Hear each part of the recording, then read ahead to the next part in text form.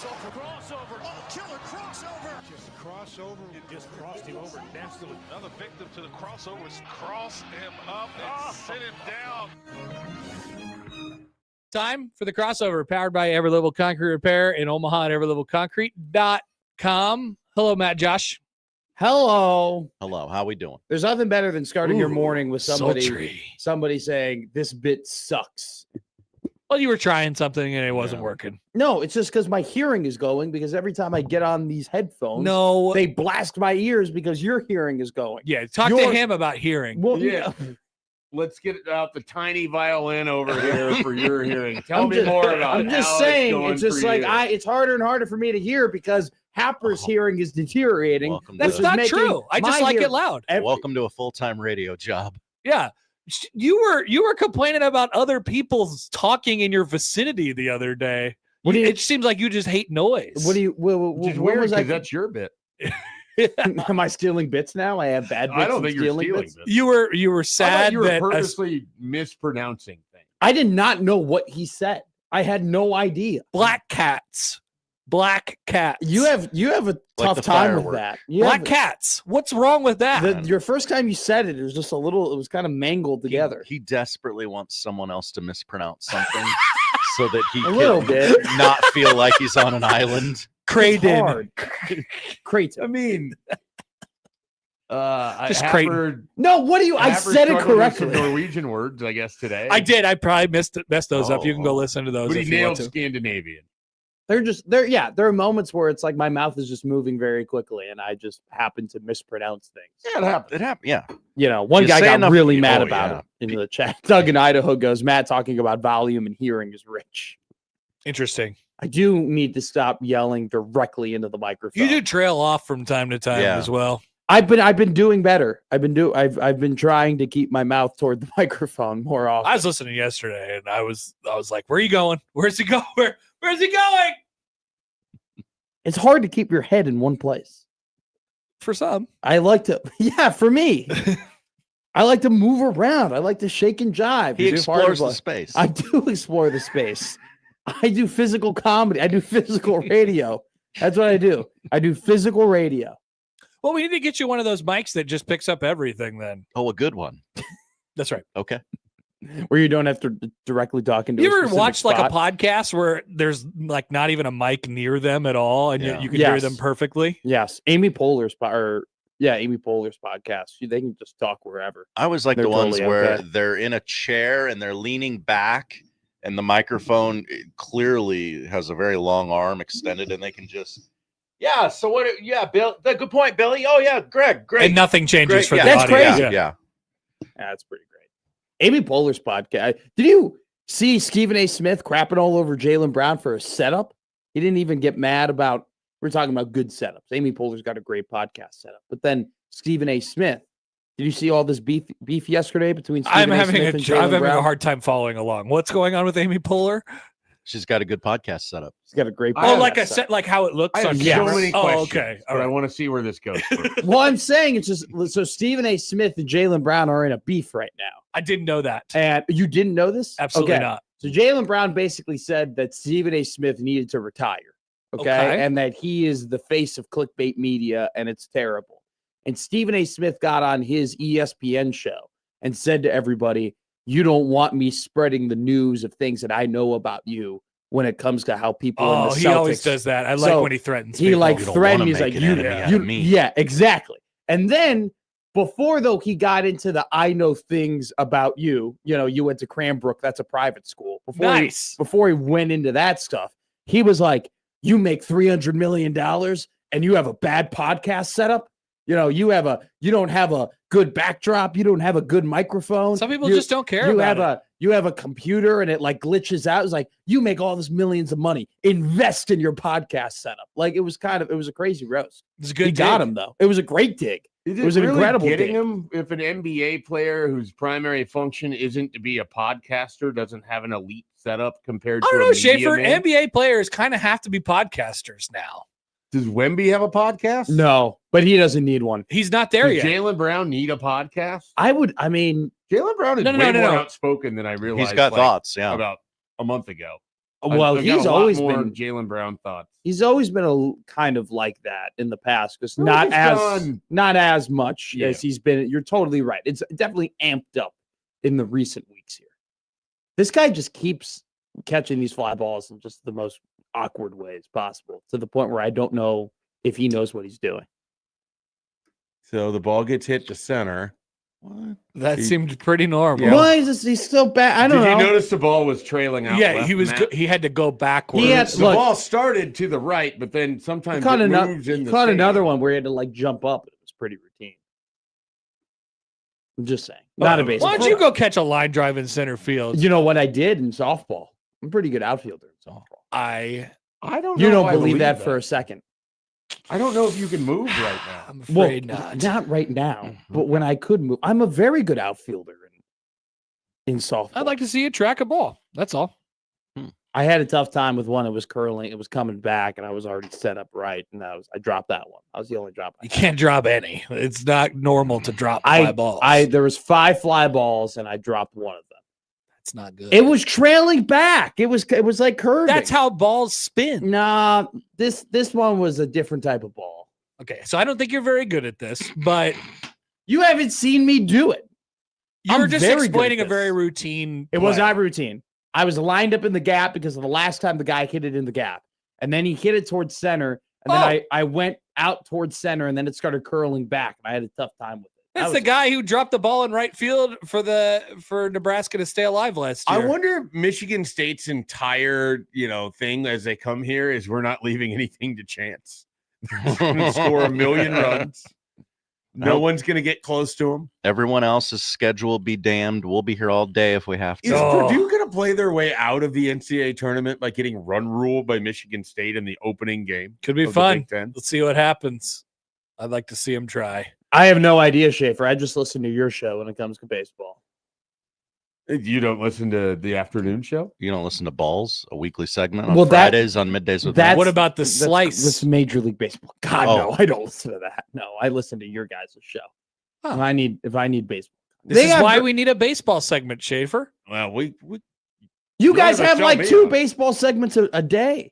You guys have a lot of baseball segments. No, we don't. You have any baseball if segments? He's counting the pair ratings, I guess that would count, but that's not baseball. That's just reading the internet. That's a throwaway. Some people call that a radio show. Some people do. Some people do. You guys do a good amount of baseball. I was listening to you guys the other day talk about how Nebraska has built their roster and the way that they've constructed the roster. That was a baseball segment through JUCO, and and there's different slants. There's different ways to build rosters through college baseball. You talked about UConn, how UConn just gets a bunch of D2 guys, D3 guys. Yeah. And that's how they go. Do we talk too much baseball? Is that a No, I think you guys are both awesome at baseball. So I don't think there's What if we did a segment called This Week in Baseball? Good idea. It's your show, man. It's you can do whatever you want. Before. He doesn't get the reference. I don't get the I mean, you've never sat through a rain delay where they're just You've never heard the This Week in Baseball music? Only Josh, because pull it up. Only because you've played it. No, this would be the 4th time that you would have played it on the dude. Is it that one? Dude.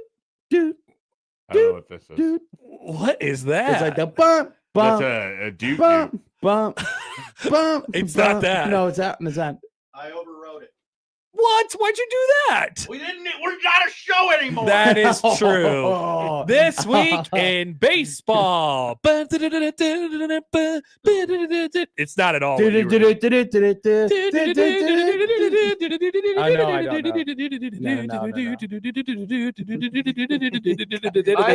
know. Calm down. Jeez. I heard you gave an inspired performance on Friday at the karaoke. Dude, I was like sweating profusely. You brought it home. Like your performance, I guess, was very good. Okay. You know what? I'm not a good singer, but I just know how to sing that song specifically. Like I can't remember. That's how I explained it to you, Schaefer. Right? Like, I asked how because you were a choir, right? No, I was musical kid, but yeah, still. I mean, I got very like the quality of your singing, and he said it was more performance over singing. 1,000,000%. My wife asked me the same thing. He's like, "Is he a good singer?" I can't really see that, and I said, "No, he wasn't a good singer, but he did it." What was the song? When I Was Your Man. Bruno Mars. Okay. And it just the showmanship was good. It's one of those things where it's like This is the right song pick, right time. I've sung that song so many times where it's like I know how to cheat it too, where it's like instead of like singing a high note, you get raspy and you just yell, and it sounds way better than actually singing. Yeah, he made the creative choice to really, control the volume and put so much thought into karaoke. This is just the song that I have picked as my karaoke song, and I've sung it like maybe close to 30 times in karaoke. Whoa, dang. We went to karaoke every Wednesday at Sandy's. Shout out the voice of the Golden Eagles and shout out the voice of the Omaha Supernovas. We would go there every Wednesday and we would just tear it up. Did you do DJ Cool J karaoke? Did you say Sandy's? Yeah. Sandy's had karaoke on one of the days. They had it never went that day then.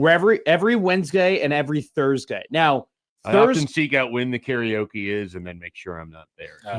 Me and Lanny and Jake would go around singing Lido at bars for like multiple years. What's Lido? The Lido Shuffle by Boz Scaggs. I've never heard of this. Really? No. What is You've heard that song before. Well, if you sing it for me. Boz Scaggs. To the right, to the right. No, that's a Cupid Shuffle. There's too many shuffles in the early 2000s. A lot of shuffles. This was not a song from the early 2000s. I went to a wedding and they didn't play the electric slide, and I was kind of mad about it. I'm fine with that choice. I'm not fine with that choice. Every big party must have the electric slide. When I hired my DJ, there was like a list of these songs that are like, these help bring people to the dance floor. And I wrote no on almost all of them. Yeah. Except for the YMCA. That one made the cut. Podcast audience, video audience, not getting this. I can't hear it at all, but I don't know. I've never heard this song before. Really? You never heard the song? No. This song rocks. Made stop. I can't really hear it. You're following along great. You're there. I can barely hear it. That song is awesome. Wait till they get to the chorus, though. Shut down, Lido, put the money down, let it roll. Wanna get it. See, one more for the road, Matt. That's a song. It really gets the people going. One more for the road, Lido. I know this song. Oh, it's the O's and the woes. Yeah, it's the O's and the woes. Yeah, that's what brings the house down. That would be a great like boat song. Like I could imagine like being on a boat. Yacht rock. It's a yacht rock. Is it a yacht rock? I would consider. You nailed it, man. Just stumbling into it. I mean, I heard that song and I was like, I can totally imagine being on a pontoon, drifting in Okoboji, having a couple of Twisketees to the song. America's first ever terrestrial yacht rock station. Is that true? Yes. Whoa. Yeah.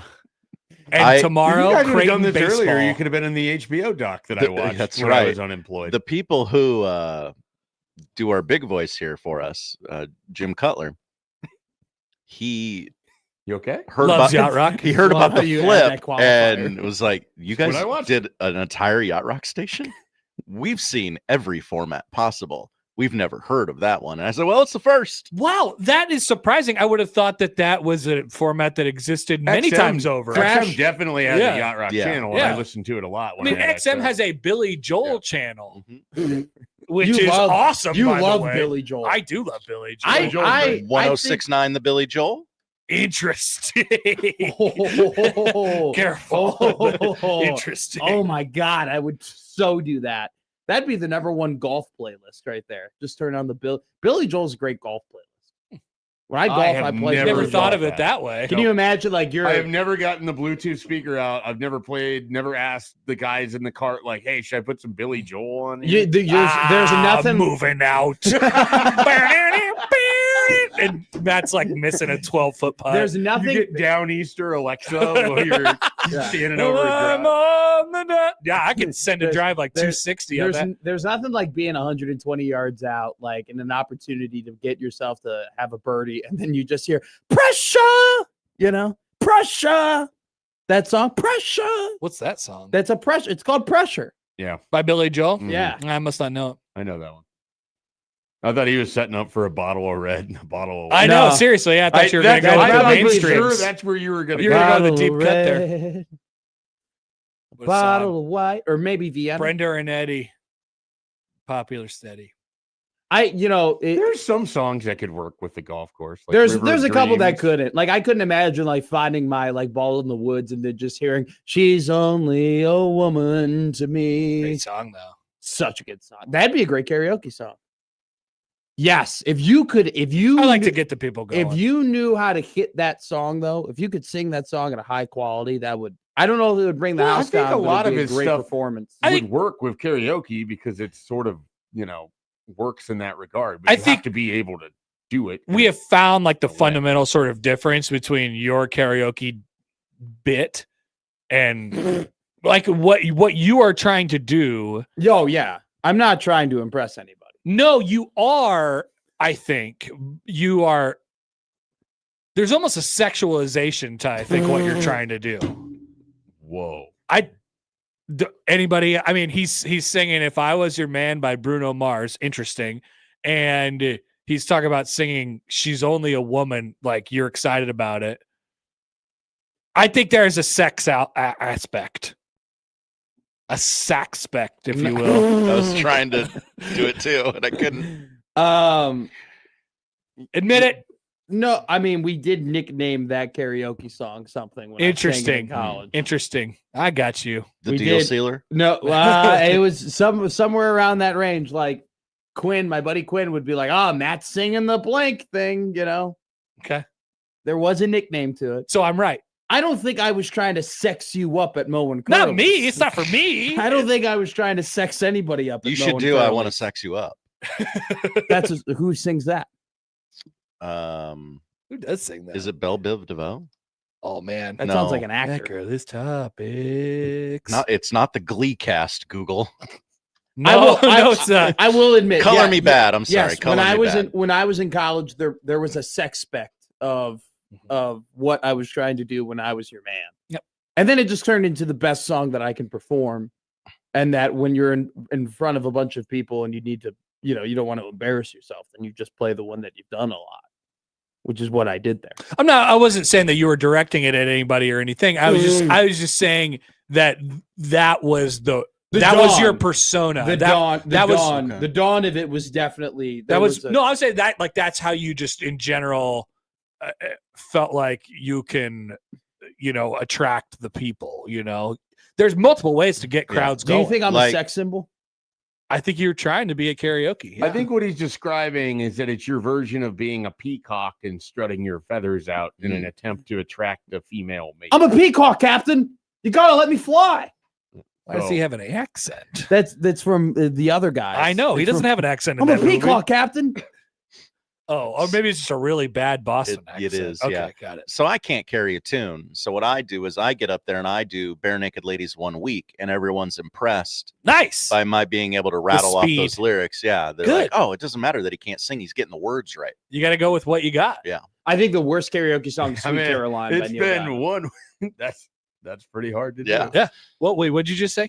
Sweet Caroline is the worst karaoke song. Thank you. I thought you said it was the best. I was going to have to kill you.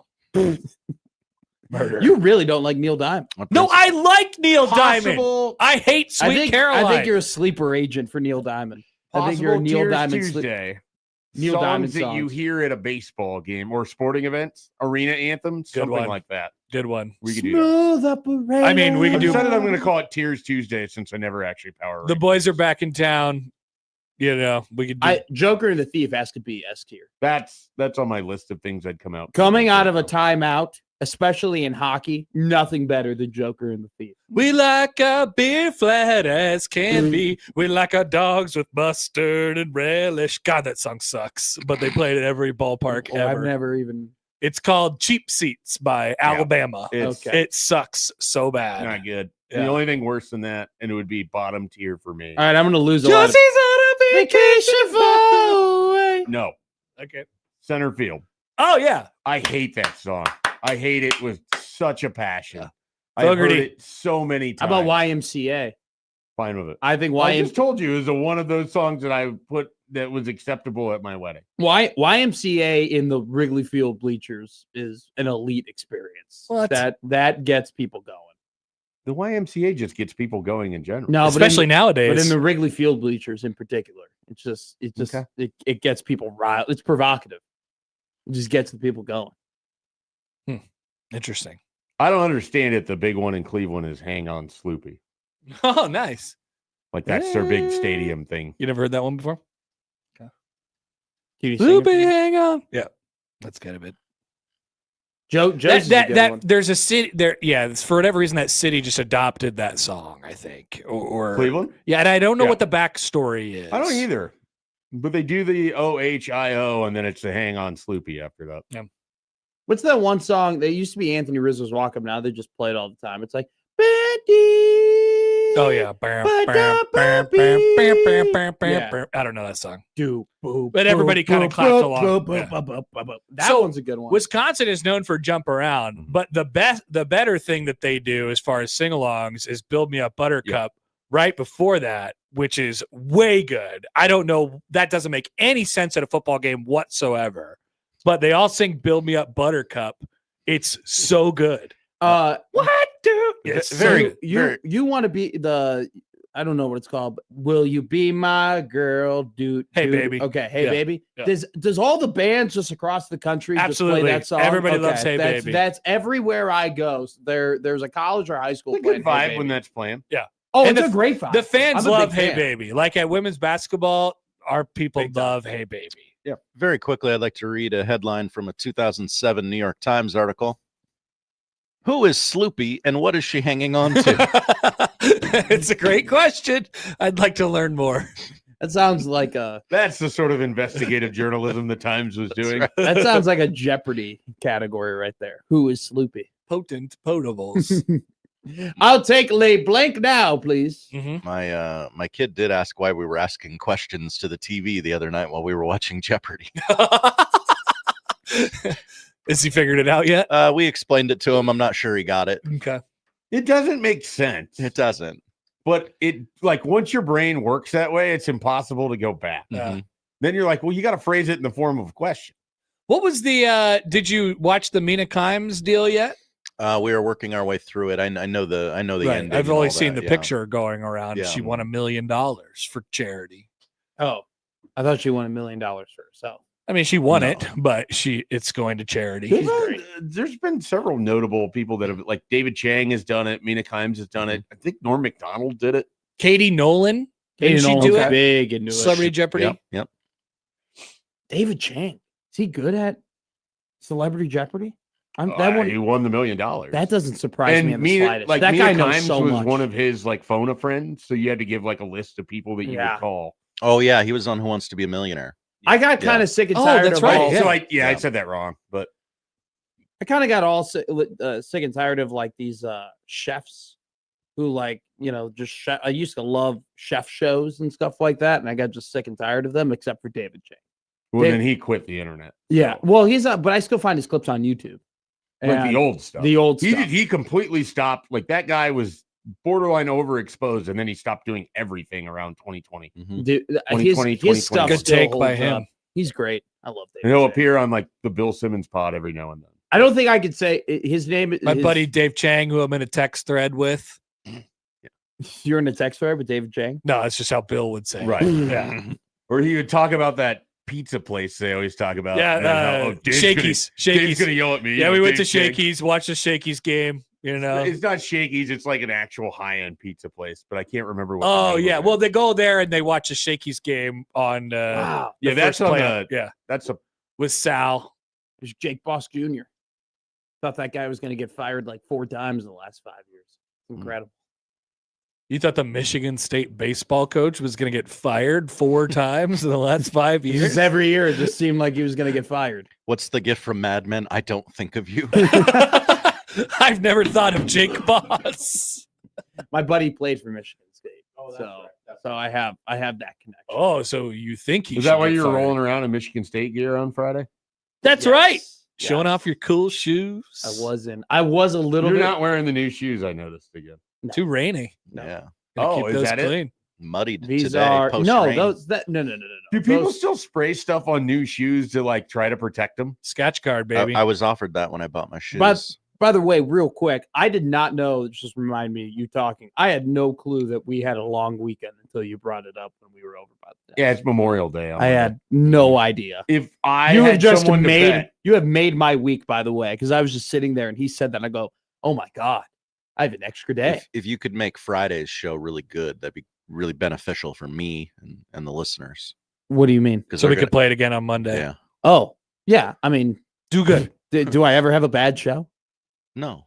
Thank you, Josh. Not. That's the right would question. you do the That's entire the right answer. best of women throughout history? You have to go back and find it though. That's a problem. No, it's it's actually every Thursday except for that one Friday we did it. Yeah, it's pretty easy. We actually been very consistent. If you ever did a best of that, I think it would maybe.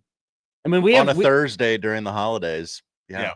Okay. We can do a best of, and then we could also do a best of Wacky Guess Wednesday. We can just play all the Wacky Guess Wednesdays. Yeah. By the way, PGA Tony writes in, he says, making a note if I ever play golf with Matt to bring my speaker so he has no control over the cartoons. I've never had any control over the cartoons That when it makes comes sense. to playing. It's my dad who plays Billy Joel when we golf. Probably tracks. Dad loves Billy Joel. He's great take by him. My dad loves Bob Seger too.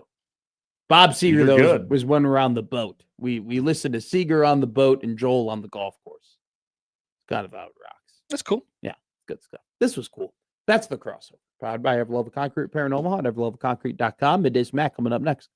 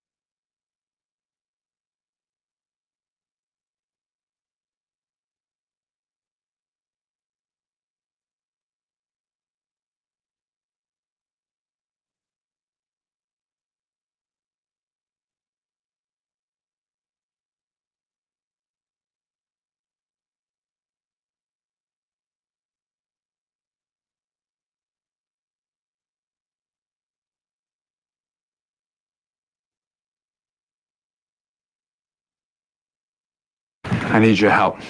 I can't tell you what it is. You can never ask me about it later, and we're gonna hurt some people. Whose car are we gonna take? I have a lot of things I want to get off my chest. That's an absolutely horse crap call. Make room for Daddy. But they are who we thought they were, and we let them off the hook. Chicago is.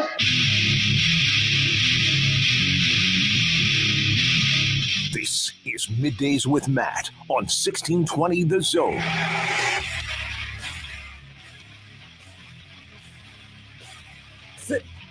Middays with Matt's live and rolling here on the 1620 The Zone Radio Network. I almost said 1620 as the first word before Middays with Matt. A little bit of a brain fart there. I was almost about to say 1620 live and rolling on the Middays with Matt Radio Network. Is almost okay. But we have not taken over the station yet. Keyword there. Are we going to do it like LSU and Will Wade, where we just break all the rules and we let everybody know this is what we're going to do and you can't stop us? Or are we going to do it like Cody Campbell in Texas Tech, where we pretend to be the good guys? Are we going to be more Palpatine in episode 2, or are we going to be more like Sidious in episode 6 when we take over this radio station? Who knows? Only Josh Hodson and I know. I would be Darth Vader, correct? And then you would be Darth Sidious? Is that how this would work? I believe, if we went to the dark side, yes, that is how it would go. I don't know if I trust you. You don't trust me? I don't know. Darth Sidious definitely did not like Darth Vader at the end of those movies. Sure, yeah. They were definitely butting heads a lot in those board meetings that they would have to have about the Death Star. Seemed like there was, I'm going to be real with you, the planning and building of the Death Star had to be a real son of a gun. If I'm being honest. I mean, you're telling me that you're going to make a fully operational space station in space? I mean, you know how big that thing was? And then it's got that. Now you have to have it operational halfway through. That's a tough build, man. I don't pity the people who had to do construction on the Death Star. I think that was a really, really tough bidding war right there. I don't know how good take by you. I think the overtime alone, I think, would be a nightmare, you know? I was like, how do you do plumbing on that thing? I mean, the electrical too. I mean, it'd be a really tough build. I'm just saying. Charles goes, Matt McMaster, the Jar Jar Binks at Omaha Sports Radio. No. That is not true at all. That is so mean. John goes, dorks. Well, not wrong there, John. Oh, Mike goes, good morning, Matt. I have a question. What is your thought if you follow Monday Night Raw or SmackDown? I'm not sure which one you follow more. Well, what do you think of the surprise return of Brock Lesnar? No, you're just hearing about this now, aren't you? And when do you think we will see Jacob Fatu officially acknowledge the tribal chief? I don't know if Fatu will ever do that. And no, I found out about it last night. Oh, okay. My takeaway was, I guess Brock lost the lawsuit. Or at least he didn't want to get into a lawsuit. Which one? I'll have to be more specific. Okay. Well, it's a good point. He's been in a lot of them. I mean, you're referencing one specifically, but if you go through the history, August can't get here soon enough for all involved parties. I couldn't agree more. Let's move on from that immediately. I was right. A really good radio host would have clipped up what I am talking about. A really good producer would have grabbed it and played it for everybody to know and actually spliced the two clips. But I told you yesterday with an overwhelming amount of confidence that the Montreal Canadiens and the Buffalo Sabres were going to go into overtime last night. I got a little nervous when Montreal went up 2-0. I thought, wow, this is going to be curtains. They also had a breakaway at one point that could have put them up 3-0. I was like, this is going to be a rout. But Buffalo had an incredible second period, really put the pressure on in the third period. It was by design, by the way. I'll tell you later. But I predicted it would go into overtime, and then our ghost dog, our guy, told us Montreal plus 100. Book it. I put down some scratch last night. I did. I went ahead. Skrilla? I put down 2 units yesterday on the Montreal Canadiens to beat the Buffalo Sabres, and I made out like a bandit. Easiest bet we've ever made. I mean, the writing was on the wall. The writing was on the wall. The Sabres have had a tough time at home this season. Montreal, I thought, they just kind of lost their footing a little bit in game 6, but I think throughout the entirety of the series, they've been the better team. And also yesterday, it came down to who's in net. And Dubois for the Montreal Canadiens ended up being awesome last night. Overall, he had like a 96% save percentage. And this is what hockey is about, okay? The Buffalo Sabres were super aggressive on the points. Their defense was pitching all night. They were keeping the puck in. And if you're the Canadiens and you have good discipline on the defensive zone and you have a great goaltender, much like Jacob Dubois for the Montreal Canadiens, as long as you capitalize on your odd man rushes, you are going to win. If you're Montreal, that's exactly what they did yesterday when they scored in overtime. It was a 3-on-2 rush, beautifully designed, and they put it past Luukkonen of Buffalo, the goaltender who's had a tough series but played very well last night. A hell of a game between those two sides, who now will end up having the honor of losing to the Carolina Hurricanes in 6 games. So I'm going to parlay my prediction there into Carolina in 6. We'll go Colorado in 6 as well. Stibbs in the chat, having flashbacks to Peterson's Super Bowl overtime prediction. Still hearing about that. Yeah, this one wasn't as difficult. I think this is a pretty simple one. The writing was on the wall here. These two teams have played some pretty competitive and close games against each other, and I think there was going to be a lot. I know Buffalo was not going to go away quietly. When Montreal had the breakaway when they were up 2-0, I was like, oh, this could be interesting. And then when they saved it, it was like, oh, that was their opportunity to really take control of it. And then Buffalo just started getting super aggressive in the offensive zone, which is, a very interesting play, considering the fact that you're going to be giving a lot of, you're giving up less opportunities overall, but you're giving up more higher quality opportunities when you're that aggressive on the points. And, for how questionable their goaltending has been, I thought that was an interesting call there, but Montreal ended up winning the series. Once again, I think that it's going to be a Carolina-Colorado Stanley Cup final, and that Stanley Cup final is going to be awesome and going to be against the two best teams in the NHL. The two best teams in the NBA happen to be in the same conference, though, and they played game 1 yesterday, the San Antonio Spurs versus the Oklahoma City Thunder. It's a wrap, folks. Whoa! You're calling it? Yep. For San Antonio. Okay. I woke up this morning. Get some ring sizes on those weird alien fingers he has. I woke up this morning and I saw Skip Bayless in a Oklahoma City hat. And a shiver went down my spine. I thought he was a Spur fan. I thought Skip was like the Spur fan. Did he lose a bet and this is him paying it off? I think now he's tailgating SGA. I think he's like crowning SGA, and it's probably going to be like he's better than Kobe. Like he's probably going to go down that. Oh, we're doing that route. huh? Yeah. Which I will never subscribe to that. I'm sorry. SGA MVP. SGA great basketball player. SGA future Hall of Famer. Nobody's taken away from that. I don't enjoy watching him play basketball as much as I do some other great players. Trust your eyes. That's what my eyes tell me. My eyes also tell me that, you remember that Colin Cowherd meme where he was like, hey, LeBron, we're good. Ben Simmons is here. Yeah. Like, you remember and I like Colin, one of the worst takes in sports broadcasting history that we've seen, especially broadcasting on that television network. I felt that way watching Wemby last night, though. Watching Wemby, and dude, signature. It's one thing to watch an athlete create a signature moment.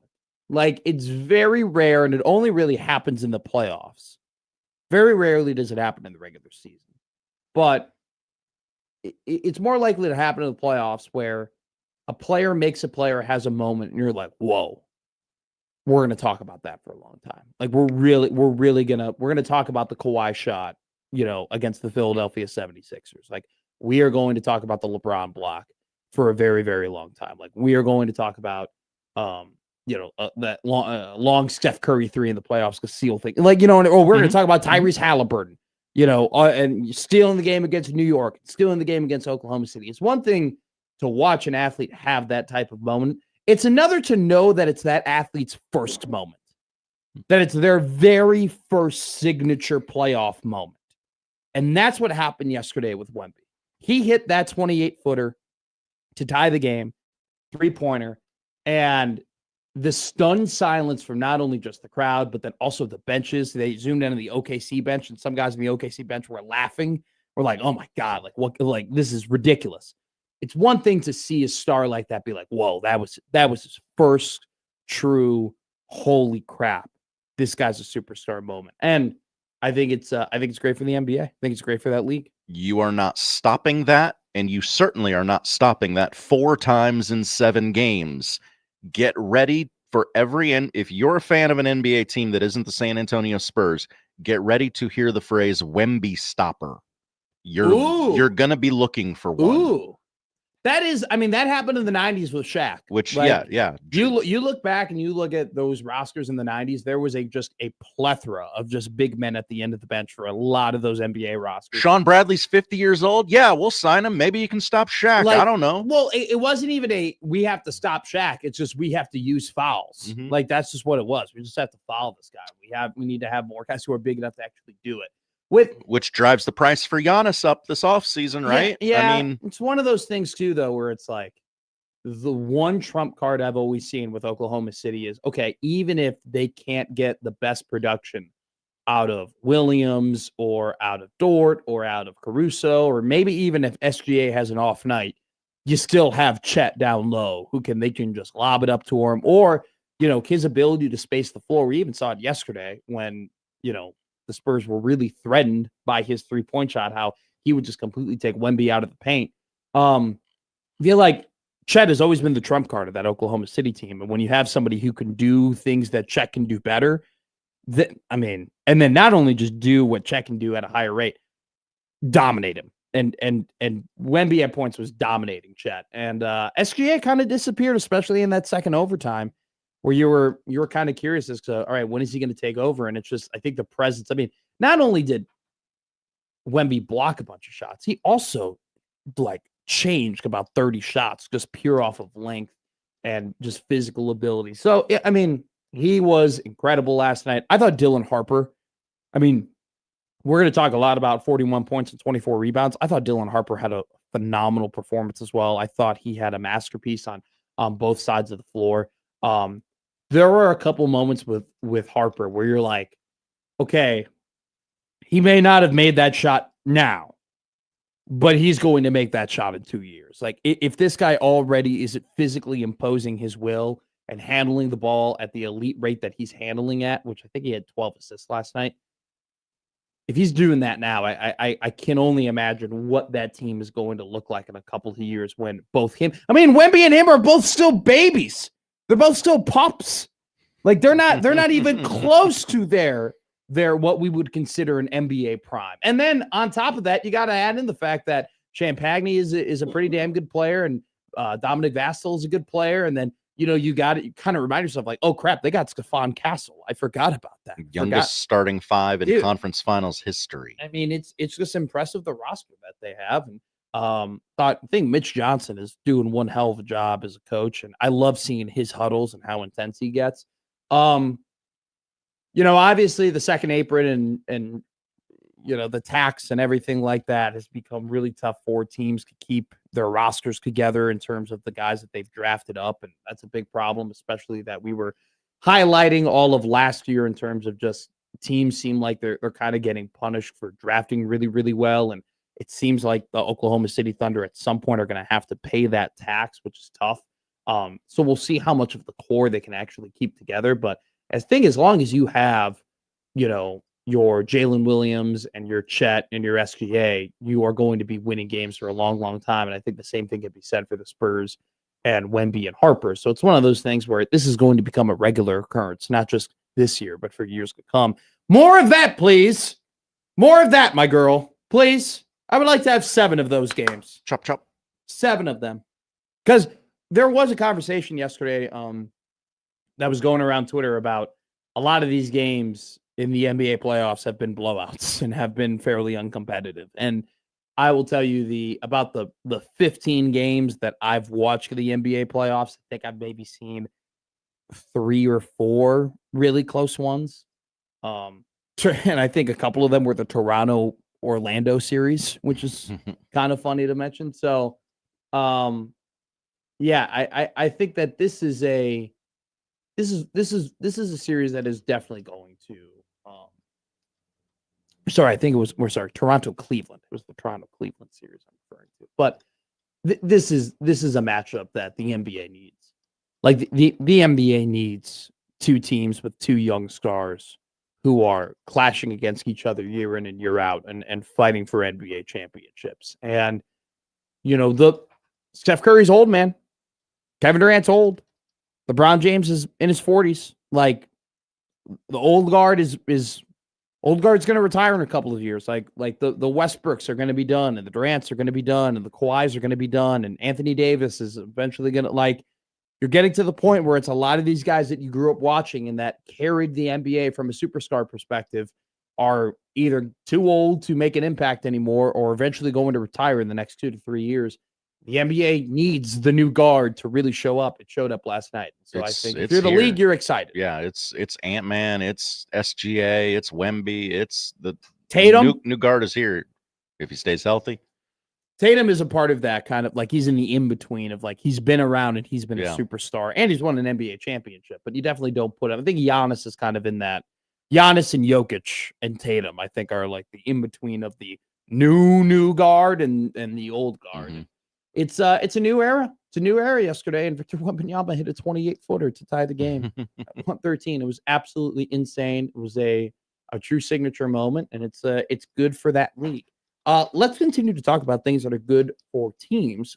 Nebraska offered a 4-star quarterback out of Georgia, Chandler Dyson, 6'4", 230 pounds, had over 2,000 passing yards last season, his sophomore season, along with 500 rushing yards. It seems like the recruiting in the recruiting cycles that we are now gearing up a little bit more towards 2028. Tim Verghese will join us today at 12:20. He's been posting and tweeting more and more about the 2028 class. So we will talk to Tim today. We have spent so much time from a Husker football perspective on the 2027 class. That's kind of been the class that's been promised in a way, right? Where they've put a lot of stock and a lot of resources and a lot of time and effort into the 2027 class, hoping to get a top 15, top 10 class in 2027.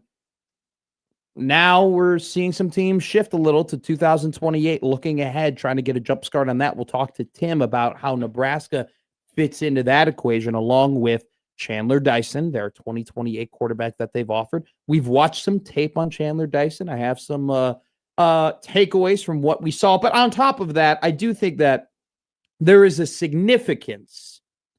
There's a significance to them offering this type of quarterback. And we'll talk about that significance. And we'll also tie in Athlon. It's an anonymous quote season right now. We're getting anonymous quotes from a bunch of different Big Ten coaches about certain teams. I was very interested to read what I heard about, to read some of the things that were said about some of Nebraska's upcoming opponents this year. Some Big Ten coaches fairly high on Michigan State and the coaching staff that they brought in. It's interesting to see that there are some people in that conference that think that Michigan State might be a little bit better than maybe people anticipate. We do also have a CBS Sport Power Ranking on the Big Ten that we'll get to eventually in the show. But we'll tie in one of those anonymous quotes about Nebraska into them offering 4-star quarterback out of Georgia, Chandler Dyson. We'll also talk about Brendan Sorsby and add in a little bit of Tom Osborne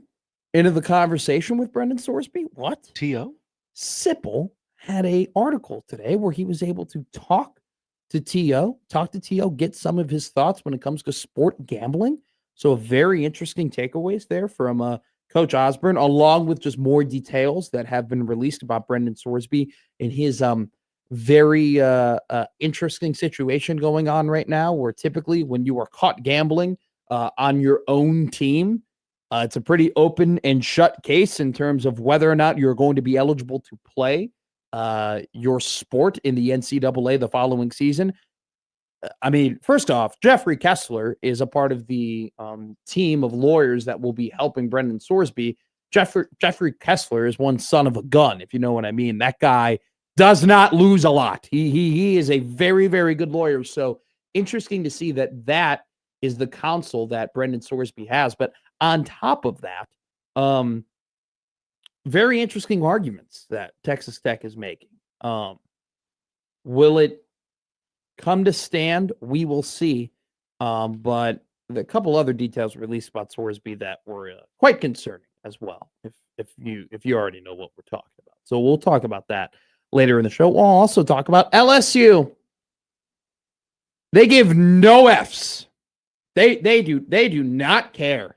They do not care. Will Wade and that LSU basketball team does not care if you played professional overseas. They do not care if you were the 2025 Big East Player of the Year and you played, you were signed to the Jazz in the South. They do not care. They are spending all of this money, and if it's breaking rules, they're going to find a way to get around them. And that's kind of what Will Wade and the LSU basketball team is doing. Like we said, Cody Campbell is like, hey, the Sports Broadcasting Act, and he's on your television. He's making commercials, and he's trying to seem like the good guy, right? He's trying to be like the politician to help, push things forward so eventually Texas Tech can benefit from it because that's all he cares about at the end of the day. Where Will Wade and LSU just straight up, we're going to break the rules. Who's going to punish us? What are you guys going to do? You guys are powerless.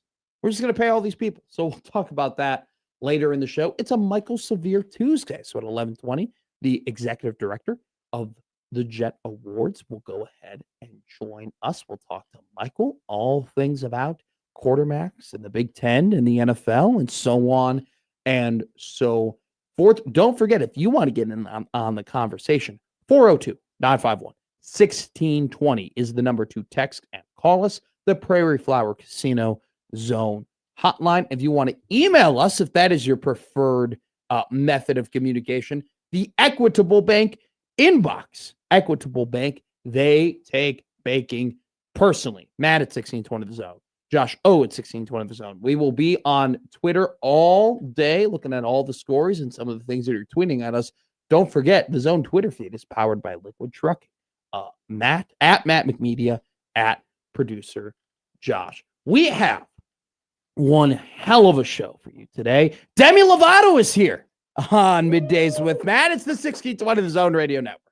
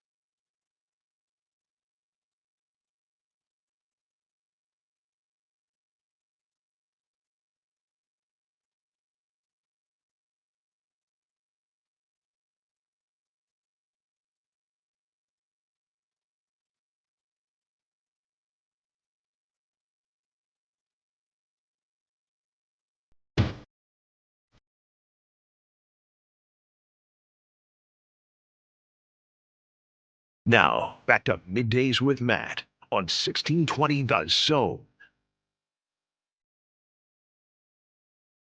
Doing some more reading on this Brendan Sorsby case from what I was doing. Or because it's interesting, the Brendan Sorsby case is very interesting because it's one of those stories, and it doesn't happen as much as you think, where it both crosses NFL news and college news. Right. And obviously we have stories like that when we're talking about the NFL draft, right? Or a guy's stock or something like that. But this is kind of one of those instances where punishment that is going on in the NCAA directly affects what might happen in terms of the NFL, because Brendan Sorsby could end up entering the NFL supplemental draft and end up being on a NFL roster this season, which would be an absolutely crazy, crazy turn of events for a guy who, if he had a really good season at Texas Tech, could have found himself, whether it be in the first or second round of the upcoming NFL draft, because quarterbacks, especially with the decisions that were made from NFL teams, quarterbacks will be at a premium in the 2027 NFL draft. All that to say, I'm reading what Albert Breer, an NFL writer, has to say about the situation. And the thing on the Joey list. This yes, he is on the Joey list. This thing there's more and more layers that are added to it every single time. It'll be very interesting to see what decisions are made. I mean, seriously, because now you find out that the court that is going to end up ruling on this on Brendan Sorsby and whether or not he'll be eligible is quote unquote tech friendly. So that's very interesting. We'll talk about that later in the show. We'll actually add in a little bit of Tom Osborne talk into when we discuss about Brendan Sorsby, because Stephen M. Sipple of Husker Online had a very interesting article today that featured some of Tom Osborne's beliefs and comments on sport gambling in today's world. So we'll talk about that later in the show, but let's talk right now about Nebraska's 2028 recruiting class. We spent a lot of time talking about the 2027 recruiting class, especially with Tim Verghese, who will be on the show later on at 12:20. Spent a lot of time with Tim talking about the 2027 class, but we're kind of now veering into 2028 season. Rivals has come out with their risers of the 2028 class, some familiar names, familiar last names, some guys who were at the Battle of the Boneyard last year in Lincoln. And now Nebraska has offered their very first 2028 quarterback, Chandler Dyson, 4-star quarterback, 6'4", 230 pounds. He threw for 2,138 yards and 16 touchdowns, along with 500 rushing yards in his sophomore season in Georgia. Here's the thing with Dyson. So I watched some tape. Some takeaways. He is a stallion. He is big. He is powerful. He runs hard. He runs tough. Not afraid to put his shoulder down. Very difficult to take down. Another thing that I like about him is a lot of variability with what he was running in high school. Running option. He was running RPOs. He was throwing on the run. He did a lot of really different skill sets in terms of what he was able to do. I thought some of his best throws and his best looks came when he was running the RPO.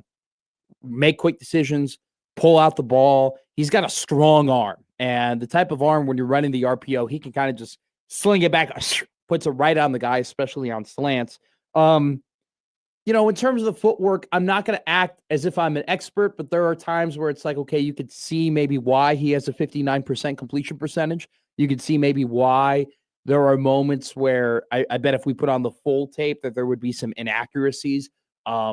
He has some highlights where it's just clearly he's just running it and kind of slinging it and pretty fortunate that he's completing passes. But I don't think you can deny the fact about this. This guy is an athlete. This guy is big. He is strong. He is fast. He's got a really, really good arm. And with the right coaching, I think could become a legitimate game changer at the power level. He definitely just has to be more of a, there's just kind of the nuances you can just kind of see in terms of developing into more of a quarterback. But for how athletic he is and how strong his arm is, I think he's got a very, very high ceiling. And so it's a very interesting prospect that Nebraska has marked as their first 2028 quarterback. And, there's a significance to this more so than just, they offered a 4-star quarterback. I want to read you this quote, this anonymous quote from this Athlon article from it's an anonymous Big Ten coach talking about Nebraska's operation right now. And I'll tie it into Chandler Dyson in a second. An anonymous coach of the Big Ten said this: Matt Rule has some great aspects. He can make you run through a wall, but there's always just so much turnover with his staff. I know that it's a tough environment for those coaches to be in. Rule makes it like that on purpose because he doesn't want you to get comfortable. I don't want to say his model isn't going to work, but I don't know. Now, I will say this, just from my knowledge. I mean, you can say what you want about the shortcomings that might be with Nebraska football over these last 2 seasons. It ain't for a lack of effort. I'll tell you that right now. It ain't because that staff is being lazy. It ain't because that staff is sitting around. It ain't because that staff is letting the details go over their head. They get pushed. And this anonymous staffer's right, or this anonymous coach is right. Those assistant coaches, it's not an easy job working for Matt Rule. I mean, you're going to get pushed. You're going to, have very high expectations. And if you don't reach those high expectations, there are going to be some consequences for it. I don't have a problem with that. I don't really worry about that. I'd much rather be on that side than be on the opposite side. But the thing that interests me is model, the word model, right? And what I mean by that is when Matt Rule first got here to Nebraska, he described what I would call a model. He described, hey, we're going to have 75 rushing yards in the fourth quarter. We're going to win in the trenches. We're going to be a tough football team. We're going to be dynamic. And we are going to play within the environments of the Big Ten and within the environments of Memorial Stadium. They spent a lot of time talking about this conference. They spent a lot of time talking about the wind at Memorial Stadium and how they were going to play within those confines and play within that environment. And then Dylan showed up. Okay? And that will always be the conversation that is like, you can't do Dylan isn't the quarterback that you do those things that you wanted to do with. But at the same time, you don't tell a 5-star quarterback who's a legacy, whose dad's name is up there in North Stadium. You don't tell that guy, hey, no, you can't come over here. We got other plans, right? You bring that guy in. And so I think in a way that these last 2 seasons, I don't really know what the model is.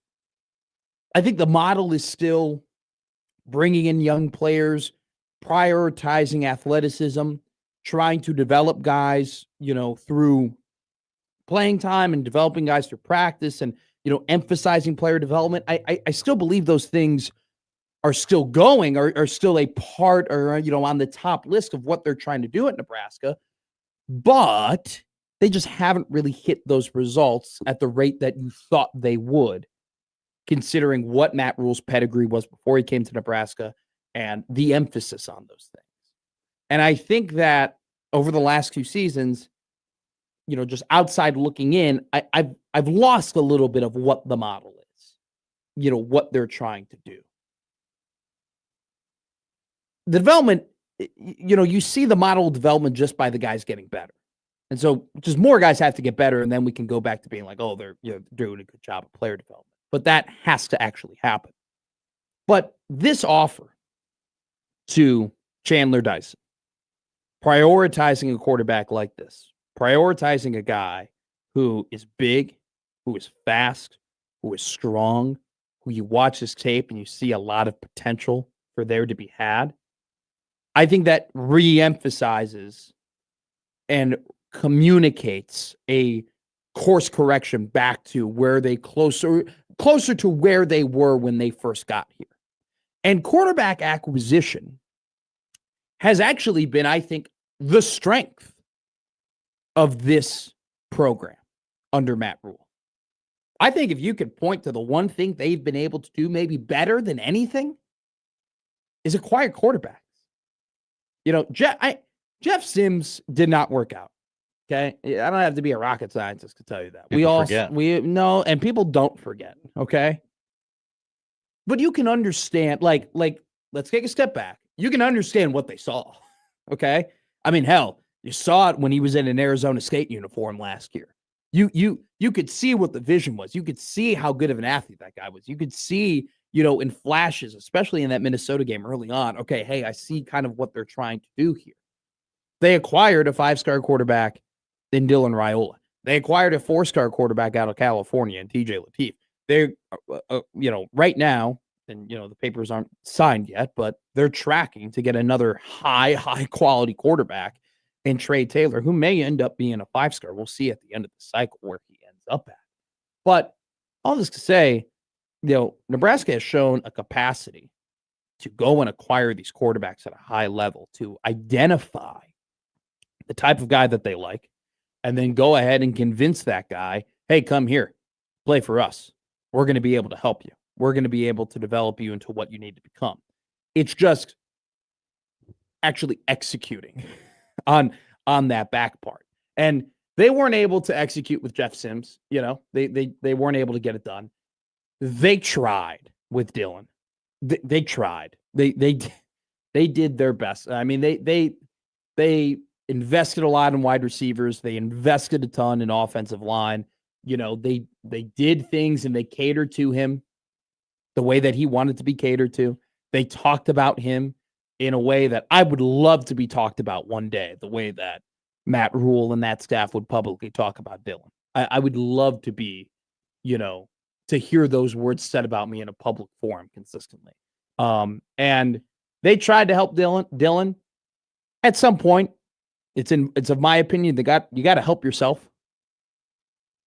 You got to do right by you, and you got to do right about the people who are trying to do right by you. And I don't know, man. I don't think that. You saw how immobile he was during that year, right? And we spent this entire time. Do you remember last offseason? Matt Rule had that slip up a little bit where he was talking about Dylan's weight, and everybody went, whoa, oh my God, everybody freaked out. Did it look like they solved that problem last year? Did it look like that he had slimmed down and gotten faster and gotten more mobile? Did it look like he solved that problem? Let's be real, guys. He didn't. He didn't solve that problem. And eventually that lays on you to do what you need to do in order to get your body right. And so they tried. They really, really tried with Dylan. And now they've kind of reverted back to closer to the model of what they once were. And that model is Anthony Colandrea, dual threat quarterback, strong arm, can make plays off schedule, can do a bunch of different things. And I think that is, once again, reflective of what they're trying to do when they offer a guy like Chandler Dyson, who great athlete, strong arm, RPO, on the run, can run the option, can do a bunch of different things. And so when I read the anonymous quote from a Big Ten coach saying, well, I think the model is going to work? I don't know. I immediately think, well, what is the model? And I think you can just kind of look at who the quarterback was and the types of guys they were acquiring and all that type of stuff. They were getting a little bit away from all the things that they really established they wanted to be when they first got here. And I'll be real with you. I love who they want to be if that's the model. I like the idea of having an athletic dual threat quarterback. And, you hear people talking about it all the time. You're going to play 8-9 games in a stadium that turns into a wind tunnel that's incredibly difficult to throw in. We saw what happened in that Michigan State game. If you were going in one direction against Michigan State, you could not throw the ball. If you're going in the other direction, then you could throw the ball. That's how that stadium gets. I like them playing to the style of play of the Big Ten. I like them playing into their environment. I like the emphasis on winning in the trenches. I like the emphasis on being dynamic in special teams. I like the idea of being a program where it's like, hey, we know the type of guys that we want, and we're going to emphasize getting those types of guys, and we're going to recruit and develop those type of guys. I like that. And if this is a signal that they are getting closer to that, or they are getting back on that track. And I think a lot of the things that they've done with the hiring of Jeep Wade and the hiring of Rob Orch and the acquisitions that they made on the offensive line, and the fact that EJ Barthel, I think, has done a really, really good job when it comes to that running back room, and especially recruiting within Chicago. I think they've made some points and made some signals that they're kind of back on that track. And I think being on that track, and honestly, just having a track that you're on is better than what the alternative might have been. So it's a very interesting offer. It's their first 2028 quarterback offer. 16 touchdowns, 2,000 yards, 59% completion percentage, 6'4", 230, can run a lot of different things. Definitely has to clean some up, I think, in the throwing game. Can be a bit erratic and lose his base when it comes to footwork, but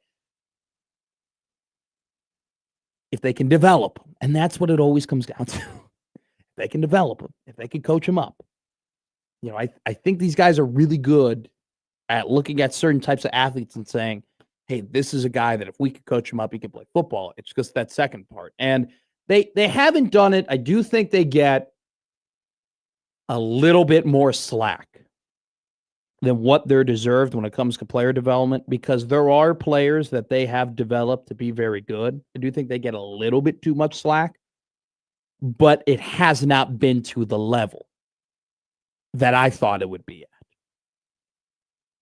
Just frank. When you bring in a coach like Matt Rule, and it's rooted in player development, I would think you would have more than 3 guys drafted in the NFL after 3 seasons. I would think you would have at least one transfer portal acquisition that ended up getting selected in the draft. I would think that were to be the case. Do they get a little too much slack for it? Probably. Is it still at the level it needs to be? Absolutely not. Do we only know if that's the case until they start putting it on the pads and playing in August, September, all the way through November? Yeah. So we'll have to wait and see. But I do think that this offering to Chandler Dyson does signify that, all right, hey, there's actually a train going on a certain track. And that's a good indication for this program. All right, coming up next, we'll talk to someone who did watch tape on Chandler Dyson, who does have some observations when it comes to the 2028 quarterback. Michael Severe, the executive director of the Jet Award Foundation, will be joining us next here on Middays with Matt.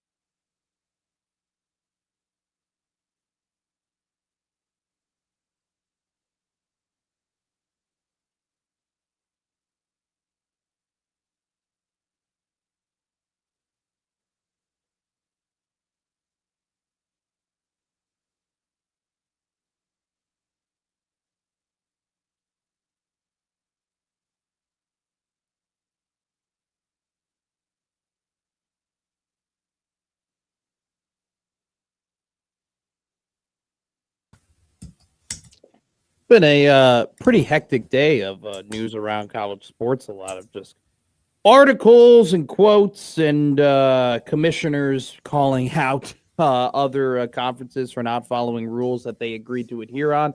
A lot of things going on this random Tuesday, but none bigger than Michael Severe, the executive Foundation. I just have to make very grand introductions for my great guest who come on the show. Michael Severe, executive director of the Jed Award Foundation. How are you, my friend? I'm good. I'm much better than any of those people who are complaining about each other when it comes to billion dollars of money in sports. So no, it's complaining season. It's just at this point, like we are past lying season into complaining season. Then we'll get into like take season, and then we'll get into the actual season. But right now, we're just all bitching and moaning and whining about people. What hat do you have a champion? What hat is that? Bears. They're a champion of something. What did they win? Oh, division. Okay, right. Okay. The 2025 NFC North champion. The NFC North default champion. I understand that it's ironic, but it also is a sick hack. It's hard. It's really hard to. It's just really hard. I see champions is big, but I do see the Bears. Your hair, dude. I just can't get over your hair sometimes. My hair is good today. I don't. It is not. It is. I was having a conversation with someone actually on the street about your hair. Who were you having a combo with? It was a person that listens to the radio station. And it says, Matt's always got a hat on. And I said, yeah, he's a hat guy because he doesn't like to comb his hair.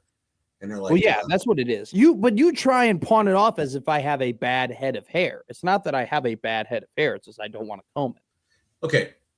Go ahead. Would you say if somebody never puts any salt in food, would you say that they have a saltless food? This is what we start doing now with these cross, analogies. It's ridiculous. Yeah. It's the same thing. No, it's not. It's never the same thing. I get so sick and tired. But they are that's why it's an analogy. Look up the definition of analogy. Some of these people in our industry who make these analogies are idiots. Okay, and these analogies make no sense, and it's about two categories that are not related to anything at all. What is similar between my hair and the food you eat? Are you ever eating my hair? What's similar is the thing I'm criticizing you for. I'm saying that you do not comb your hair. You're saying that I'm saying you have a bad head of hair. I'm not saying that. I'm saying the function of what you're supposed to do with your hair, you're not doing. Just like putting salt in food is a function of what you should be doing. When I go out and I hang out with people, I do not wear a hat. Okay. I'm a no. We've been at lunch before you've had a hat on.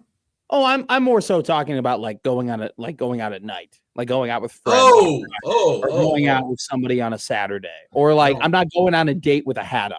I don't have any relationship with that. I don't know how you do what you do on your dates. No, I don't. Yeah, I would never. Can we dance with your dates? They're a little young for you to dance with, but I mean, you can dance with them. Josh, I know it was a movie quote. I was never going to. Josh, Michael, what are we going to do with this kid? I don't know, man.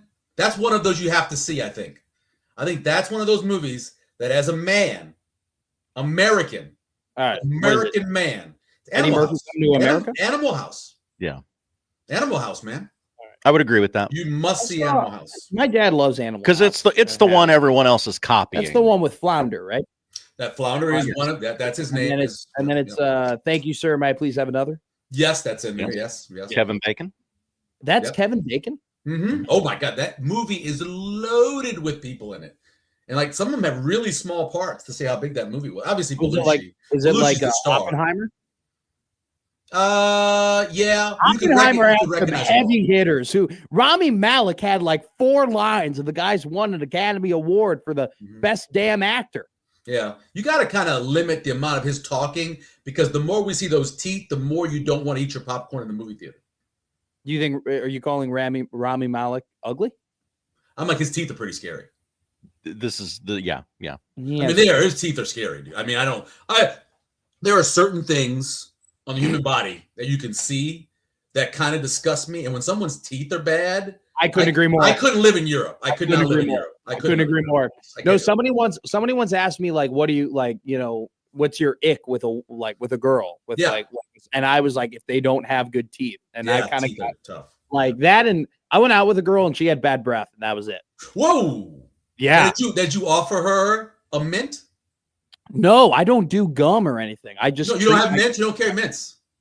No, I don't carry mints. I'm a big mint guy. I brush my teeth 2 to 3 times a day. I brush my teeth a lot, but I carry the Mentos everywhere. I have a little small version of this that I take with me. I keep one in the car. I'm like the mints, man. I like the mints. I don't like gum because it makes me dehydrated sometimes. It just I don't know if it's a normal thing, but it sometimes just happens. Well, gum's not good for your teeth. It's not good for your teeth overall. I don't it's do like I don't running. do Running's not good for your knees. Another analogy. And gum's not good for your teeth.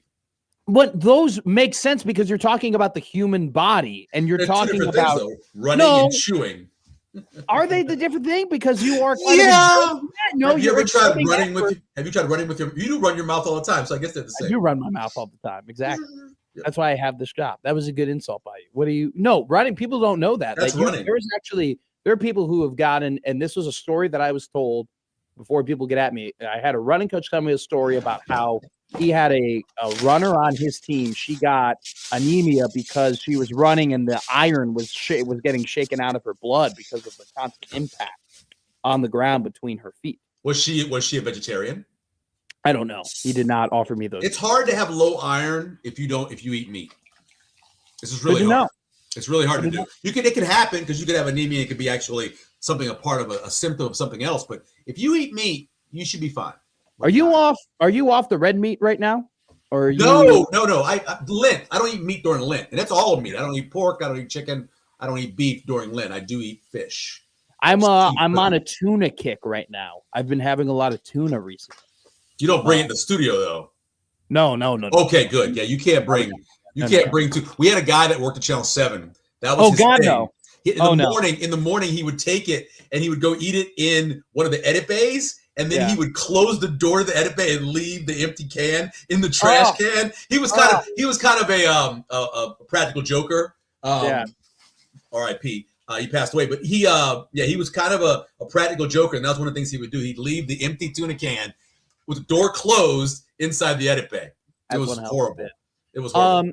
Super Bowl going to be hosted in Nashville. The draft is actually going to go to Minnesota. They're going to have the draft in Minnesota in April, which very well could be pretty cold and wet. And then Nashville in February. It's not like that's a summer land over there. I mean, like it can get. I've looked this up. It can get pretty cold. It can get pretty cold in Nashville or rainy in Nashville. Remember this when you're looking at the average, right, of a temperature.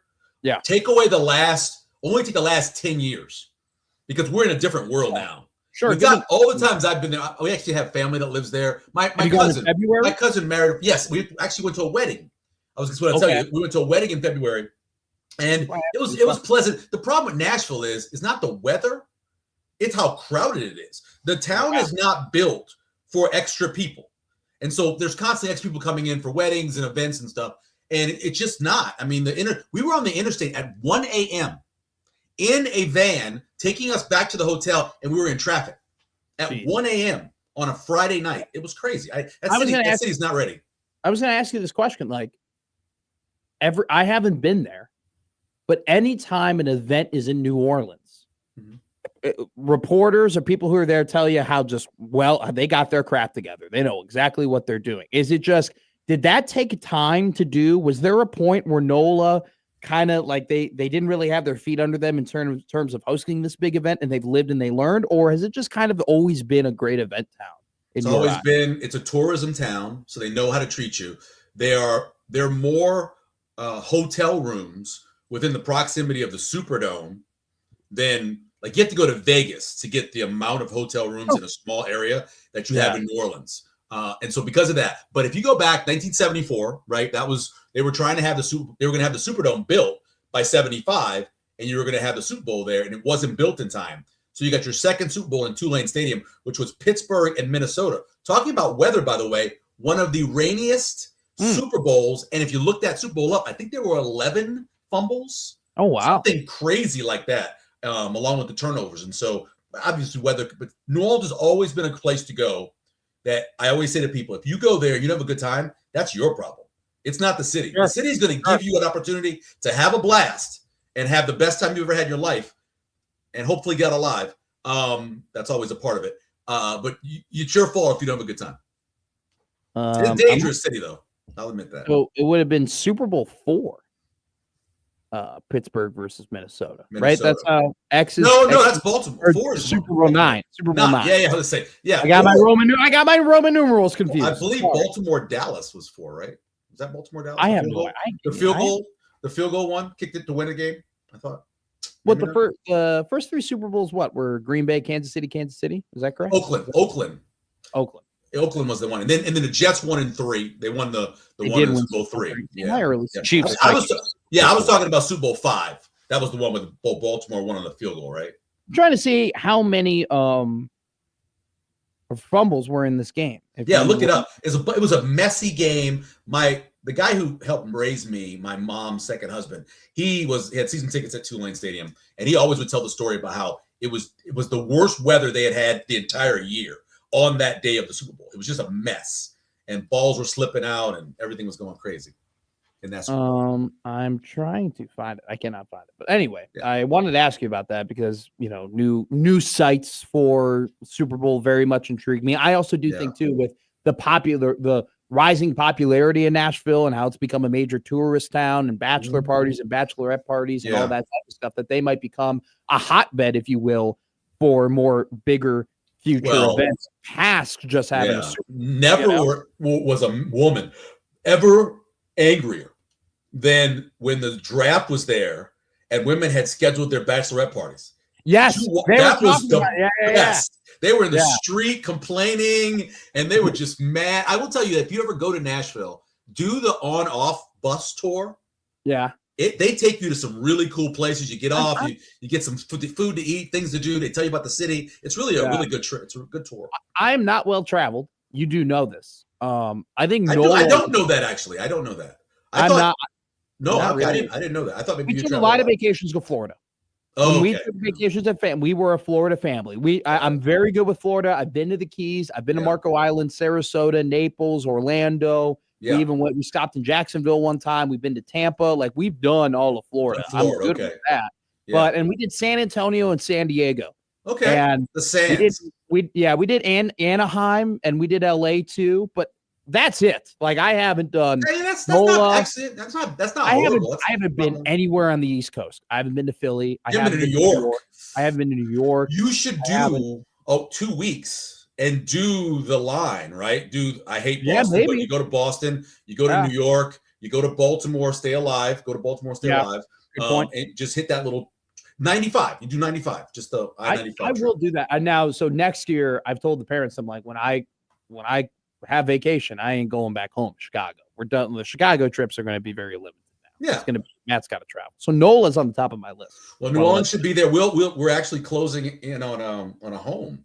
My sister that passed away, her house. We're taking over that. So maybe a place for you to stay. That'd be awesome. All right, let's talk about some football here. All righty, great talk. I was going to task you with watching film, but unsurprisingly, you had already watched the film before I was going to task you with doing it. Chandler Dyson, 4-star quarterback to 2028, the first 2028 quarterback Nebraska has offered out of Georgia. 4-star, 6'4", 230 pounds, over 2,000 yards passing, had over 500 yards rushing. Some of your takeaways, Michael Severe, watching his tape, Chandler Dyson. Can I get a ruling? Can I get a ruling real quick? Is Dyson also a first name?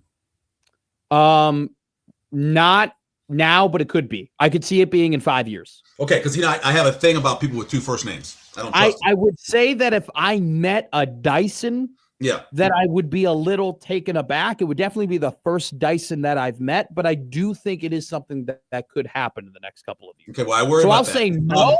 I'll say no for now. Okay, could develop into a 2 first name guy. Watching the kid reminds me a ton of Lenore Sellers before he put that extra weight on last year when he was a little bit thinner. He reminds me a little bit too of the quarterback from Georgia Tech last year. I watched so much Georgia Tech offensive line film when Jeep was hired that King? He reminds you a little bit of Haynes King. Haynes King, when he runs between the tackles, his physicality between the tackles is a lot like Haynes King. Now, when he gets outside, he's got one with a long strider. But I love the Sellers comparison. He does run like Sellers when Sellers he's a little bit upright, and the long stride. Yeah, the thing is, though, is that his release is quicker than both those guys. He's got a really quick release. Looks like he was a baseball player to me. Any concerns I have is and this is young quarterbacks. It's not just him. I watch a lot of these guys in high school. they fall back a lot. It's not that they're drifting, it's just that they kind of drop that back foot into the hole and they just kind of throw with their arm. You see him do that, and he's got a strong arm. He can make it happen in high school. It's not that hard for him in high school. You can tell though when he's on the run, he doesn't do that. His form is great. His shoulders are turned, his hips are good, everything's good. When he's in the pocket, there are times where he'll, like I said, he'll step back and kind of throw a fade away. His base gets off. His base kind of gets back off. leg. And you know who had this as well was Dylan. Dylan had that back leg problem, and that's why Dylan's deep ball wasn't good because his back leg wasn't good. I think I saw some of the deep balls that he even hit on, right? Where he does that thing where he lifts a little, like he's lifting up. Yeah. And I think at that point you're kind of guessing how strong your arm is or isn't, which is how you get overthrows and how you get underthrows. I agree. Dylan did the same thing where sometimes I thought that Dylan was guessing, how strong he was in terms of can he get the ball to a certain spot, which is the cause for inaccuracy. I love his versatility. Yeah. I like that. By the way, go Drew ahead. Brees did that. So the rise in the pocket, if you're 5'11", 6 foot, that makes sense. Yeah, but if you're 6'4", there's no reason to do it. But guys always add stuff. Once you get out of high school and you get to college, they basically reteach you everything. So everything we talk about when we're watching those high school guys, whether it's the way they run or the way they carry the ball or the way they maintain the pocket or the way they drift in the pocket or they climb the pocket, all of that stuff. What I did admire from him that he's already got that a lot of kids don't have nowadays is he actually invests in the fake. A lot of those kids in the zone read now just kind of do it as, I'm supposed to be doing this, but I'm not going to really invest. If you watch it, the defense was really on their heels a lot of times because he would ride it so long. He would hold it long enough to where when he came out, you really didn't know where the ball was. The defense couldn't see where the ball was. I like that about him. That was something you don't see a lot of young players doing. I thought his best throws were on the RPO. I was really impressed with the RPO stuff. I just think he got it out really quick. And you mentioned when he was, I think his best throws were those kind of just those slants, those just short, boom, bang, get it out real quick. You mentioned it, the quick release. I like that he's run all this different stuff. He's run an RPO. He's run the option. He's throwing on the run. They even did a thing where he did the fake toss and then he moved a little bit to the right, which is some of the things that we've seen out of some of those more creative offenses in the NFL. I agree with you. There's definitely things that you got to clean up from a technical standpoint, but guy's 6'4", 230. He runs. He's not coming here, by the way. You don't think he is? No. Ole Miss is on him. He's not coming here. I don't know. Is somebody saying he is? I know, but he is. You have Verghese later, right? I do have Verghese later. And Tim does a really good job of balancing his opinion to not. But that kid's not. That kid's not. Unless things turn around. Can I throw an argument at you?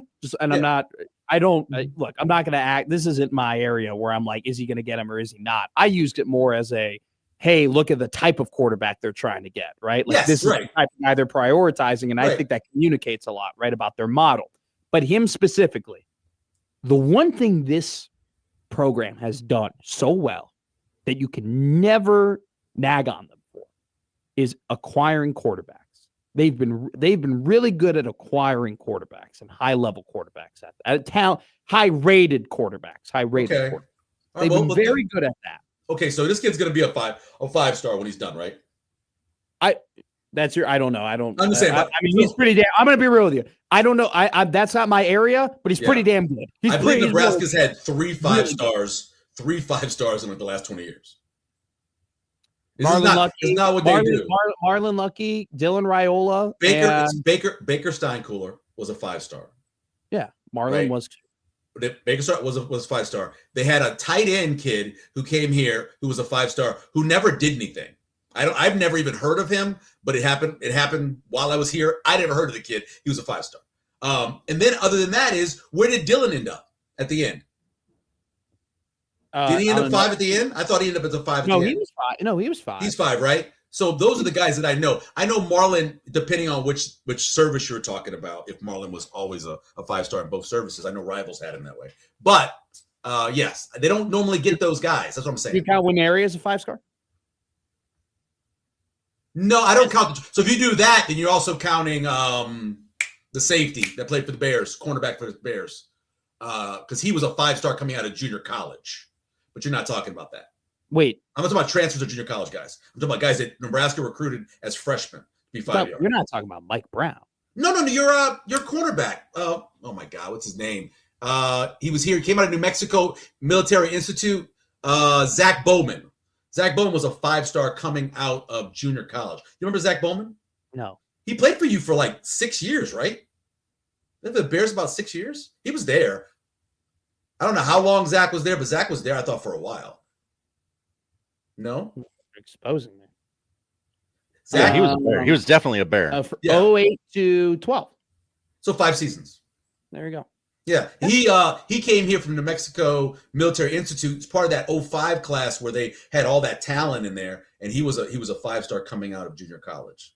But I'm not talking about those guys. It's just really hard, I think, to get a guy to come here as a 5-star because you've got to challenge the chance to win national championships. Where Nebraska so far hasn't gotten to that point. So it makes it difficult to say, I'm going to go to a place where maybe I can't win a national championship. No, I agree with that. And even through the NIL era, you're fighting that. You're fighting. Yeah. Now you don't have money, but you don't have to fight through it as much, though. You don't have to fight through it as much as you used to. The question is, where is winning for that player? Like, where does winning fit for that player? Yeah. And it always, yeah. And you hope it's high. If it's not, then I don't want that kid. Well, I think that's good. I would try to avoid having the guy that tells me that, winning, I want the money, I want the prestige, I want the fan base. I want the what are all the kids buying now? The Dodge Chargers or the Hellcats or whatever? Those are police cars, man. I would never drive something that police drive. Police drive that in Georgia. You don't like a Ford Explorer? No, they drive those Chargers or the Hellcats, whatever, in Georgia. Atlanta police have them. Yeah. Well, they have to when they're chasing down all the Bulldogs. I mean, they got to catch all the Georgia kids in Athens. Michael, you got to fight fire with fire. You got to right? catch them. You got to catch them. How can we catch these kids? Well, how about we just drive what they're driving? It's so sad. Let me say about that kid though is he is very complete in terms. Like, remember I watched TJ Lateef as a sophomore. He was way ahead of the other kids you were watching. The question is, does he take it to the next level? Right. By the time he gets here, has he not just stayed where he was? Kids max out. You got to worry about the maxing out. And who are you talking about? The quarterback we're talking about, the guy you asked me about. Yeah, Dyson. Yeah. Chandler Dyson. Has he maxed out, or is he going to get better every year going forward? Classic Michael Severe interview. We talk about a I quarterback. want to go back 7 minutes for 7 minutes just for him to say, he's not coming here, right? Where is he favored to go? By the way, Ole Miss. Ole Miss has got that's what it says on his profile. 63.2%. Okay. Yeah. All right. And then Georgia Tech, North Carolina. And he just was offered recently, right? By Nebraska. I think he was his first. I think Nebraska, though, this is their first 2028 offer for a quarterback, and that he is their first, or Nebraska is his first Big Ten school. Yeah. I'm talking to on the podcast today, Jet Tamala. That's what I'm having my guess. And every time I think about him, I like, if one or two things went differently, like if Raiola never changes his mind and decommits from Georgia and commits to Nebraska, and instead they get the 1 year kid out of Ohio State, right? And then McCord. Maybe they actually start recruiting Jet when he gets offered by Iowa State, and maybe they're in it deep enough to where when Alabama comes along, maybe he doesn't go. That whole Raiola doing that last second flip changed so much of the future of Nebraska. Everything. A lot of things. But here's the thing, Michael.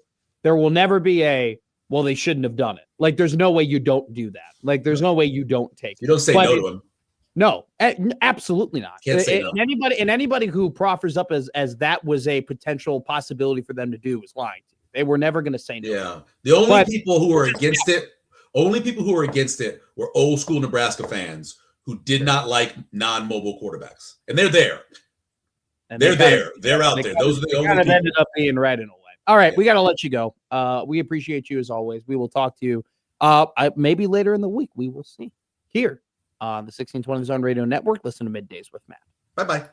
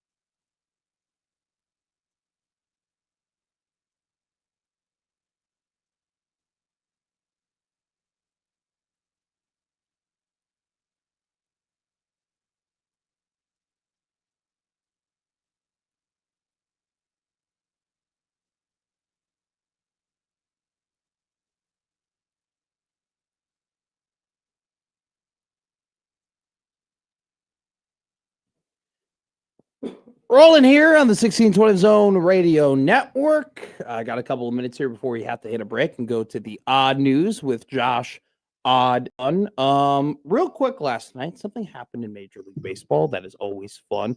We like it when good things happen and historical things happen in Major League Baseball. We also like it when painful things happen in Major League Baseball. We kind of like soaking in that and being like, oh my God, that's brutal. That's a tough way to go out.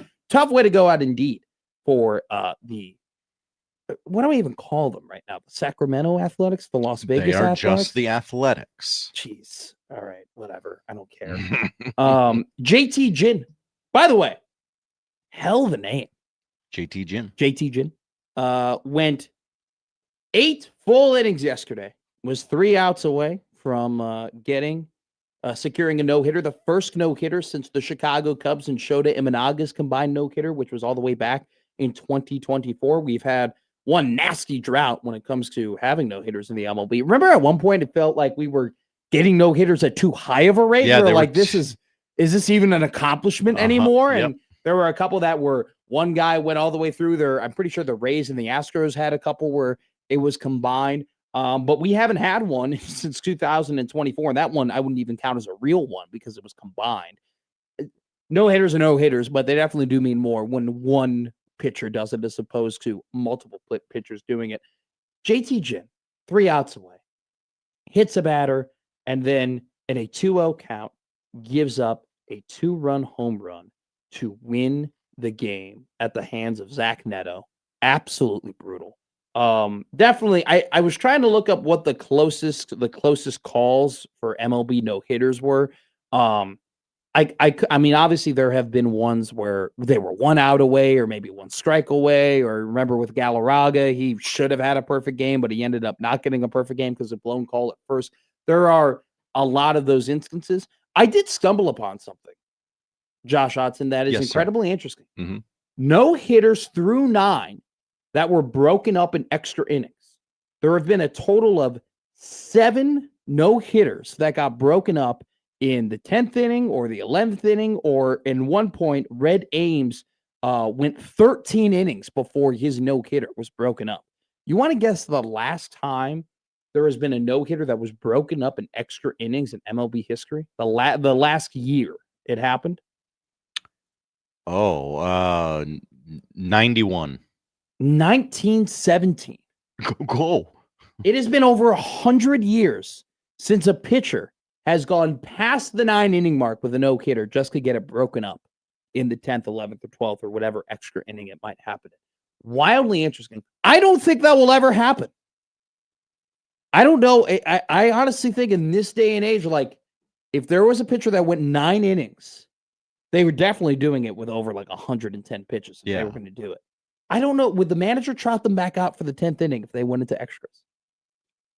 And I would be hard pressed for a scenario where they would. And would we count it? Would we kind of be like, come on.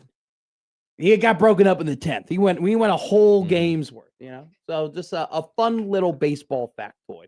I say it will never happen, and then now it definitely will happen at some point this year. It will be like first time in 109 years. First time in 24 hours since we're going to do the odd news with Josh Odd's son coming up next.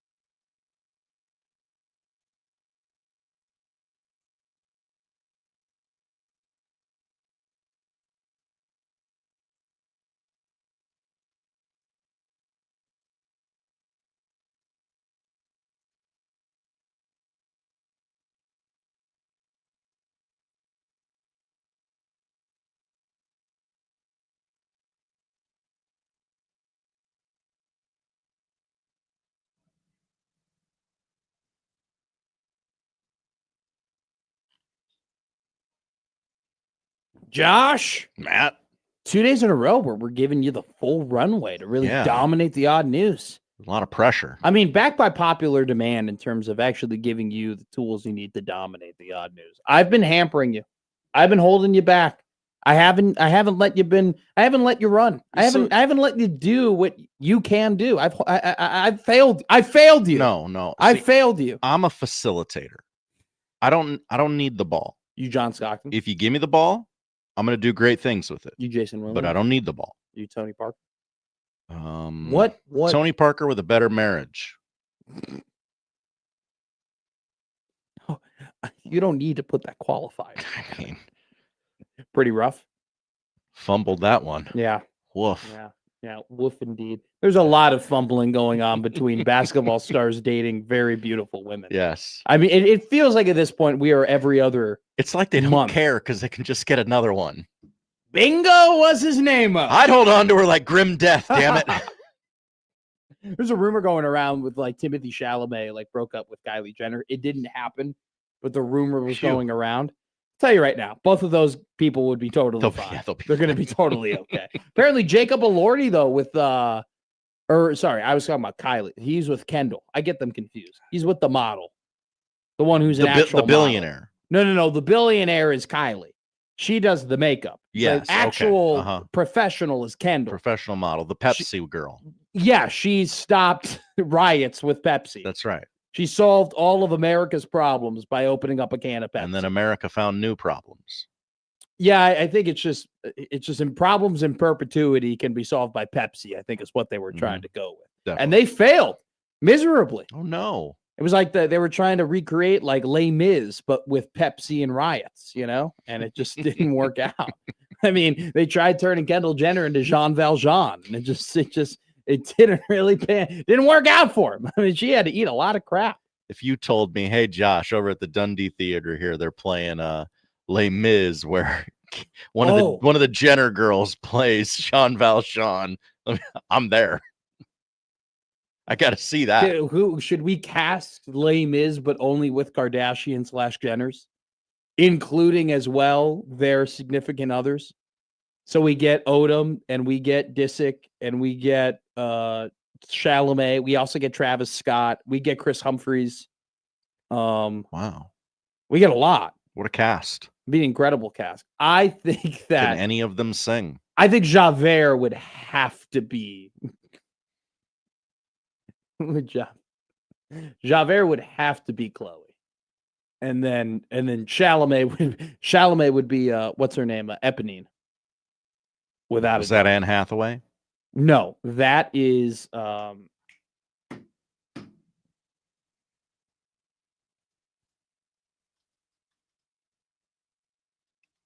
what's her name? No, I'm a Les Mis guy. Sounds like it. No, I am. You've gone deeper than I could. Who was Anne Hathaway's character? Anne Hathaway was Fantine. Fantine, your time is come now. Monsieur, look at all the children play. Oh, yeah. Be at peace. And some will live in my protection. I forgot her name. Forget all the names of the characters. Let's do the odd news. I'm sorry. This is going off the rails. We go to New York, where a high school has just announced that, hey, we got 300 kids graduating. That's great. And we've set a record with 21 valedictorians. That's like the NBA Hall of Fame. It doesn't matter anymore. Jericho High School in Nassau County bases valedictory status on unweighted letter grades rather than percentages, meaning each valedictorian has gotten straight A+ report cards through their academic career, but may not have achieved 100% What course. a participation trophy hubbubaloo. What a absolute disgrace. We don't even do GPA anymore. We're so soft we can't even put numbers to crap. Are you kidding me? The co-principal at this school. Oh my God. I think I'm noticing a trend here. Truly no leadership at Jericho High School. Brian Cummings said each A plus represents a score of at least 97%. When I grew up, an A plus was 100 or more. It shows a lot of success, Cummings told NBC New York. Historically, this is the way we've done it with letter grades. The difference between a 99.8 and a 99.83 is insignificant. So letter grades really capture what we represent. No, it's not. It is significant. This school is a microcosm of everything that's wrong with America. My God. Numbers don't matter anymore, Josh.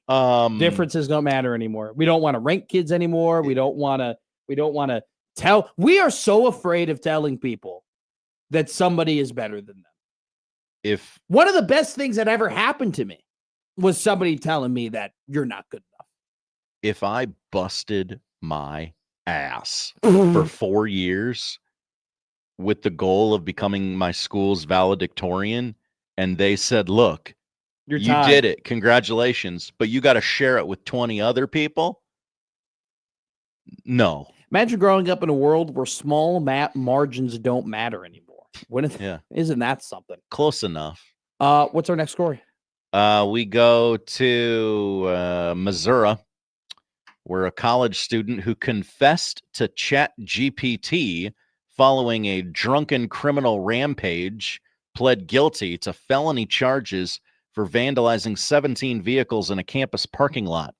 Ryan Schaefer, 20 years young. Oh, bad look for Mike. Cop, it's spelled the same way too. Oh, no. Cop to a property damage count during a circuit court appearance in connection with a 3 a.m. crime spree last year, during which he shattered car windows, ripped off side mirrors, dented hoods, and broke windshield wipers at Missouri State.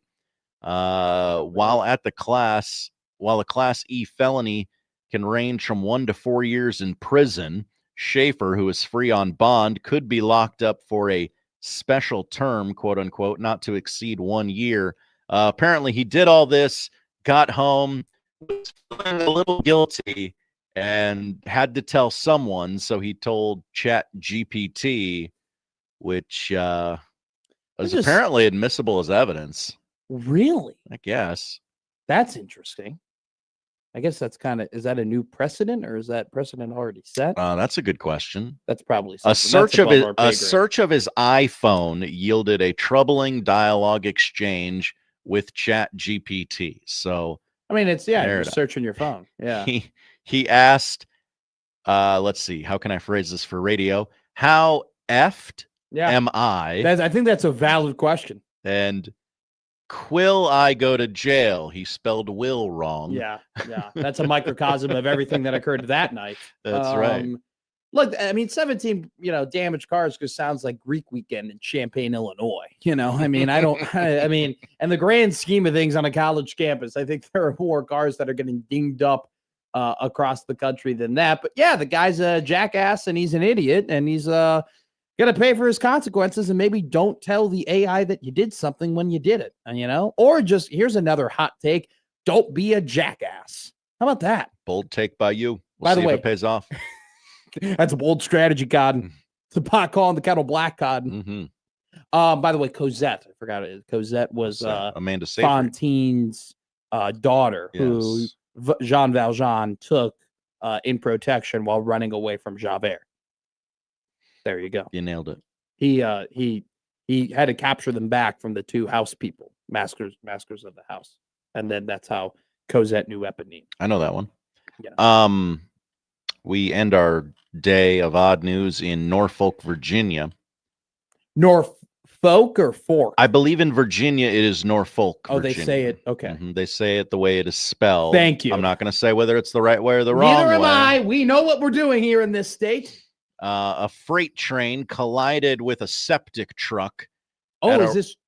Oh, I did see this video. At a railroad crossing in Virginia. This is not truck spill of the week. No, it is sorry. not. John sent this to me. I did see the video over the weekend and thought it would be good here. The collision happened at 4 p.m, according to Chesapeake Police. Video of the crash has gone viral all over the internet. It's terrible. It's a terrible crash. I want to know what the septic truck was doing. Thank you. What are you trying to accomplish? You're a poop truck. You're you're not getting across the railroad track fast. Like, I get it. You don't want to get trapped behind the train. None of us do. Can I be real? We don't want to wait. You're trying to do your job. I get it, but what'd you think was going to happen? I'm not in a rush to beat trains anywhere. No. You know, I don't mess with trains. Trains do what trains want to do. If I have to sit behind a train for 20 minutes, then you know what? So be it. I shouldn't have put myself in that position. And this begs the question, how well was the septic truck made, Josh? Well, it was made poorly because... Well, it's a train. A train went right through it. And is the man okay? The man is fine. It only hit the load carrying part of the truck. Okay. And I did read that he went to the hospital with life-threatening injuries. Oh, okay. But I'm taking your word for it that he's okay. Yeah, once again, I think my number one question was your number one question. What were you trying to accomplish? The accident caused a minor fuel-related hazmat situation. Well, yeah, there's crap all over the train tracks. This article also quick to point out, no one on the train was injured. I'm sorry, I didn't think anyone was on the train. Yeah, to be fair, quite the development. I'm still over the 21 different valedictorians. Do they all say a word of a speech? Like, what do they even have a speech? You got to pick a representative, right? But then you just pick the person who would have had the highest score, which shouldn't you just name them valedictorian? See, within those 21 people, you're probably hoping one of them is a fine public speaker. I mean, is valedictorian still a brag? Like, if do you know anybody who was a valedictorian, and do you know if they often tell people they were valedictorian? I mean, how much run? I mean, you get what, 2, 3, 4 years of run off of that? Oh, I think you get a week of run. It's like wearing a high school Letterman jacket. Like, there's an expiration date on. I think taking it out. I think your valedictorian runs out after your graduation party. Really? And maybe you get like freshman year, you're not walking around saying, "Gosh, this college is really hard. I was valedictorian, and I'm struggling trying to find time for it all." If you brought up a way to fit in that you were a valedictorian at your high school, I would roll my eyes. I guess this all assumes that valedictorians hang out and talk to people, which I assume they don't. One did, but we really had to get him going. Okay. We really had to get him out of his shell. Uh-huh. And now he's one of my best friends, and he's awesome to talk to. But like in the very early stages, you could tell he was a valedictorian. You can honestly, if you lined up a group of people and you said, pick the valedictorian, I could tell you the valedictorian. I could tell you who the valedictorian. Hokey Skir in the chat goes. Hi, Hokey Skir. Matt to his chat GPT. Quill the Robo Taxi, take me to the Spearmint Rhino. We had to do that for the Belmont. Name of a strip club or a horse running in the Belmont. Oh, good game. Pedro writes in. Hi, Pedro. Hi, guys. Just so you know, Matt, I will be using the valedictorian story later today when I tell my wife about the odd news. Pedro. Plus, the poop story is pretty good. Thanks, Pedro. John with an H writes in. People in that region refer to it as F-word Virginia. I'm not kidding. Oh, okay. I lived there briefly. John's lived a fascinating life, and I just kind of want to pick at it over the course of the next 10 years. We need to have the double Johns in studio and interview them. John with an N, just as, needs to come. I think John with an N should just call in and just tell us, all of his grievances. At the end of the show, every day, John calls in and does our errors part. He's our stat boy. He's our stat boy. Well, this is what Matt said.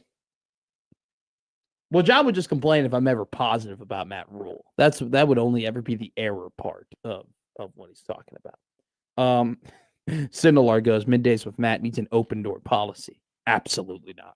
Well, it has one for you, Alex. To be fair, we already kind of do have an open door policy. Somebody just walks through that door whenever they so damn please when we're on the air. So it already kind of exists. Sindelar goes, just let anyone in between the studio or in the studio between 10 and 2. Sindelar, if you want to come in and be on the air, you're more than welcome to. We got an extra chair. We welcome all comers and people who want to be on the radio. That's the policy of this radio, of this very show. The policy of this very show as well is that we welcome on Tim Verghese at 12:20 every single Tuesday, Timmy V gives us the details about Nebraska recruiting coming up next here on Middays with Matt.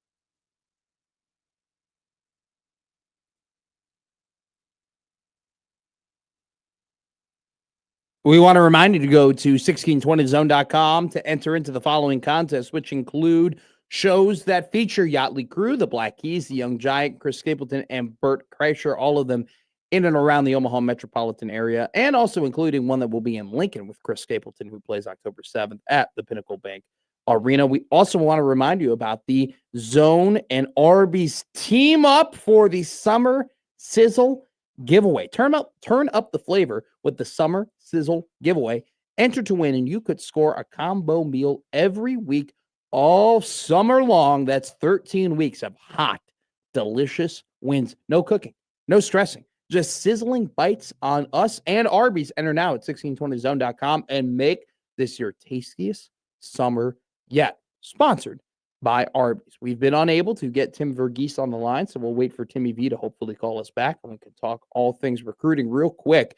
A couple of things that we want to hit on here throughout the show. First off, some news came across the ticker today in regard to LSU basketball. So we talked about it, actually. Funny enough, we brought up a topic like this yesterday, Josh, where we talked about former EuroLeague rising star Yam Madar reportedly agreed, and this was according to a EuroHoops Twitter report, that there were rumors that he agreed to a deal worth millions of dollars with LSU. Now, Madar is a guy, he's a player who's been in the Israel's Pro League. He's made over $1 million playing European basketball, and yet somehow he is potentially eligible for college basketball to play as a Louisiana State University Tiger. Now, Jeff Goodman reported that he hadn't been granted eligibility yet, and obviously that's still a process. So we were kind of mentioning yesterday, oh, wow, like Will Wade kind of taking the route of getting all of these European pro basketball players and spending a lot of money that way.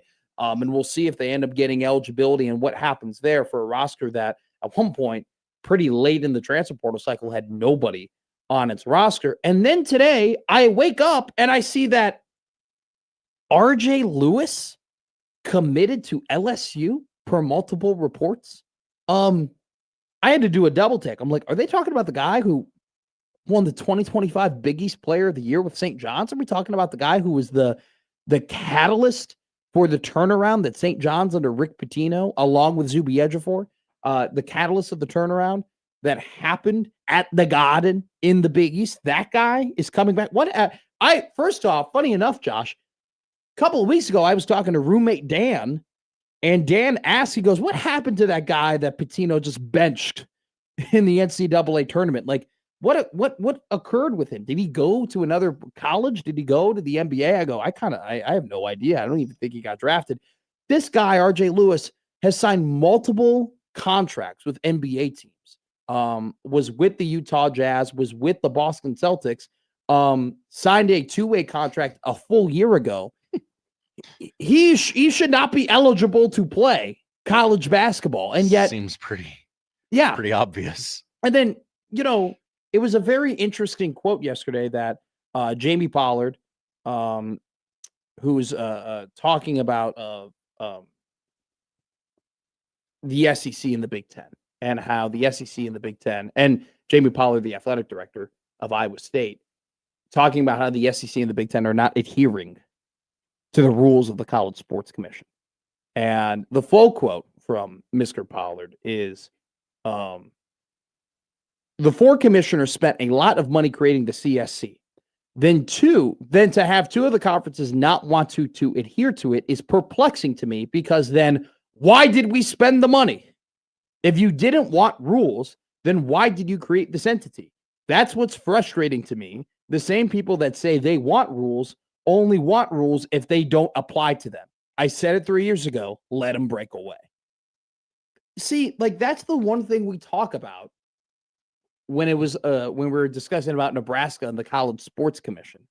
And Troy Dannon comes out and says, well, I'm not really all that worried about whether or not our guys are going to get paid, which means, you have the backstop, which is the Attorney General, who can strike down the ruling of the CSC based on Nebraska state laws, right?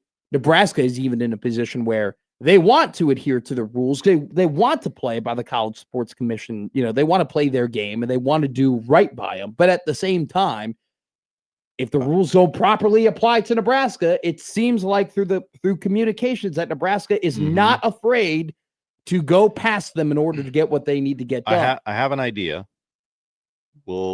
First of all, we'll call Timmy V here in about 5 minutes, he says. But for the University of Nebraska, listen up. Free idea. Victor Wembanyama.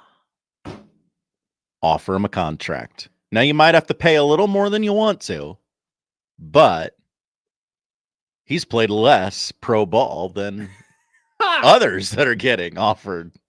You know what? Deals. Okay, you make the joke. Wouldn't you not be behind the 8 ball if you currently weren't coming up with a list right now of people that potentially could be eligible that might be in the G League or might be, you know what I'm saying? That there has to be a room full of assistant coaches somewhere, and they're going, okay, who's in the G League that we think we could that actually could have eligibility left, that actually fits in with these parameters. We actually think we could create a case that could potentially get them eligibility through the NCAA. Some coach has said, get me a list of names by the end of business today. Will Wade is doing that, which I don't understand what's going on, because they go, he's committed and on 3, which is a very reputable, probably at this point, becoming one of the more reputable, or if not the most reputable, recruiting site and just news site when it comes to college sports in general. They feel good enough to report to On 3 that he has signed with LSU, even though there is no precedent of a guy like that who signed an NBA contract is allowed to play college basketball. So I have no idea what is going on. Our favorite Jeff Goodman went ahead and tweeted at one point, college sports is a S show. So it just seems like nobody knows what's going on, but just absolute bedlam when it comes to Will Wade just being like, yep, I'm going to cut through all the rules. And then you got a standing athletic director of a team in a power conference being like, I don't get it. All these MFers said they wanted rules. All these MFers spend all this money in order to make the rules, and yet none of them play by them. None of them are doing what they said they wanted to do. And at this point, I'm just sick and tired of them. He did bring up a funny point, though, where he was talking about, Pollard was talking about them breaking away. He goes, let them go, but they have to go all in on their sports and see how fun it is to play baseball and softball and track when it's just the 20 of you, and it's funny. It always dates back to, I remember reading Moneyball, and Moneyball being like, look, part of the reason why there's rev share in baseball is because the New York Yankees need to play the Oakland Athletics. Like, they need to play like these smaller teams that are across the country in order for there to be some sort of competitive balance. And Pollard is kind of referring to that as well. So crazy times we live in college sports indeed. And it just continues to get crazier with the former Big East Player of the Year, who by all lines and measures and rules should not be eligible to play college basketball, all of a sudden has signed and is committed to play at LSU under Will Wade. So quite the dilemma indeed. We'll see what happens there. We'll talk about other dilemmas that are going on in college sports throughout the show, in particular when it comes to Brendan Sorsby. But we welcome on from inside Nebraska and Rivals, our favorite recruiting expert, Mr. Tim Verghese, joins us here on Middays with Matt. Timmy V, how are you? Good morning. Good afternoon. How are we doing? I'm doing great. You had an interesting tweet when it came to Chandler Dyson, the 2028 quarterback. You were pointing out that, it kind of seems right now, Tim, there's a bit of a shift in your industry where you guys are putting a little bit more focus on the 2028 recruiting class, and some rankings have been adjusted. We have some risers, we have some fallers, we have some guys that we're familiar with, some guys who are rising that were actually on Nebraska's campus at the Battle of the Boneyard, the couple guys that we've talked about in the past. But Chandler Dyson, the 4-star quarterback out of Georgia, watched his tape, was very impressed by him. Let's just cut it right down the middle. Does Nebraska have a chance of getting his commitment? Yeah, it's early for him. I think as of now they do. I think and here's the thing: you have to keep in mind with 28, there hasn't been a whole lot of direct communication yet. That won't really start till June 15th. That's the first date that college coaches can directly reach out to 2028 prospects. But he names Nebraska on the handful of programs standing out to him right now. I do think he's one whose recruitment's really going to take off coming out of June 15th. Nebraska's going to need a visit, but from the sounds of it, really likes what he's heard about the offense, really, and seen from the offense, and kind of what the plan is moving forward. I think he fits what Nebraska is looking for in the 2028 cycle in terms of building up the quarterback room after Trey Taylor. And so, yeah, we'll have to see. I think it's too early to call. I mean, obviously we're well past it at this point, but I don't think Nebraska is going to land their 28 quarterback as fast as they landed their 27 quarterback. Trey Taylor's been committed for over a year now in Nebraska. There isn't really a name out there in the quarterback room in the in the quarterback position in the 2028 cycle that for sure makes a ton of sense for Nebraska. So we'll just have to see. Or I would say Nebraska hasn't hosted multiple times at this point. So I do think they'd like to add their 28 quarterbacks sooner rather than later. Like, it wouldn't surprise me if they get that guy in the boat maybe by mid-season this year, if they try and push that, if not the end of the season. I know they'd like to ideally get an early quarterback commitment if they've experienced what it's like and know what it's like now to have that guy peer recruiting for you, what the impact of having a long-term quarterback commit can do for recruiting. So I know they want to get their guy early. I think Dyson's their first new offer of 2026. I do think we could see a few more in camp. I know they're scouring that market, the quarterback market in 28 pretty hard. And there's going to be some guys I'm expecting on campus next month to camp and could potentially earn offers. As we know with Nebraska, they need to get guys on campus or need to see them in person, I would say, is the important thing. Need to see guys in person before offering. That's what happened with Dyson. Nebraska put him through a workout and then offered. That's going to happen with every quarterback they offer from here on out. Michael Severe and I watched his tape, and we were trading notes on what we saw. Definitely a lot to like in terms of his just versatility, right? Did the RPO in high school, does the option in high school, really sold a lot of fakes is what Michael liked. I think that quick release, really good arm. I mean, runs like a stallion. I mean, just long, powerful strides, puts his shoulder down. Michael brought something up to me that I think that you would know pretty well. Do you think Chandler's got an opportunity to be a 5-star? Ooh, has a chance. He's one of the bigger risers here in this 2028 group. I think he needs to continue developing. I think we need to see a bigger step forward next year. But I'll say this, the 28 quarterback group after the top, I would say 3 to 4 is pretty open in terms of guys that could rise. I mean, I look at this group and here I'm going off the Rivals consensus rankings, but outside of the top 5, you have Caden Kraft to Nebraska for the Huddle Futures Forum. Nebraska is expected to watch him work out at some point. Huskers could offer. He's 6'4", 210, multi-sport athleticism, and a lot of encouraging things on tape. He just needs to improve his win-loss record. That's something that needs to take a step forward for him. Chandler Dyson, big athlete, multi-sport athleticism. And what's really impressive about Dyson, at 6'4", 230, he's got clips of him dunking. He's a legit athlete. He's got above the rim athleticism on the basketball court. I think for him, it's sharpening some of the downfield accuracy, and I think the consistent accuracy. I think he throws a really pretty deep ball. I'm sure y'all noticed that, but I think continuing to layer throws, throwing the touch, working with timing within the pocket. I think some of that stuff can continue to improve with him. Statistically, I think he could afford to take a big step up. And then I'd throw Carter Zingelman in there too at 6'4.5", 218 pounds, another big body who has shown a lot of promise on tape, just needs to continue developing, putting some stuff together. Something with Zingelman is you watch his tape, he's not really, for a big frame, he's not really generating much power from the ground. So that's something we're going to I want to see from him, because really feels like mechanically he's still kind of figuring out who he is, but there's a lot to love in that frame. And then Anthony Turner, who's the number 16 quarterback at 6'3", 185 pounds.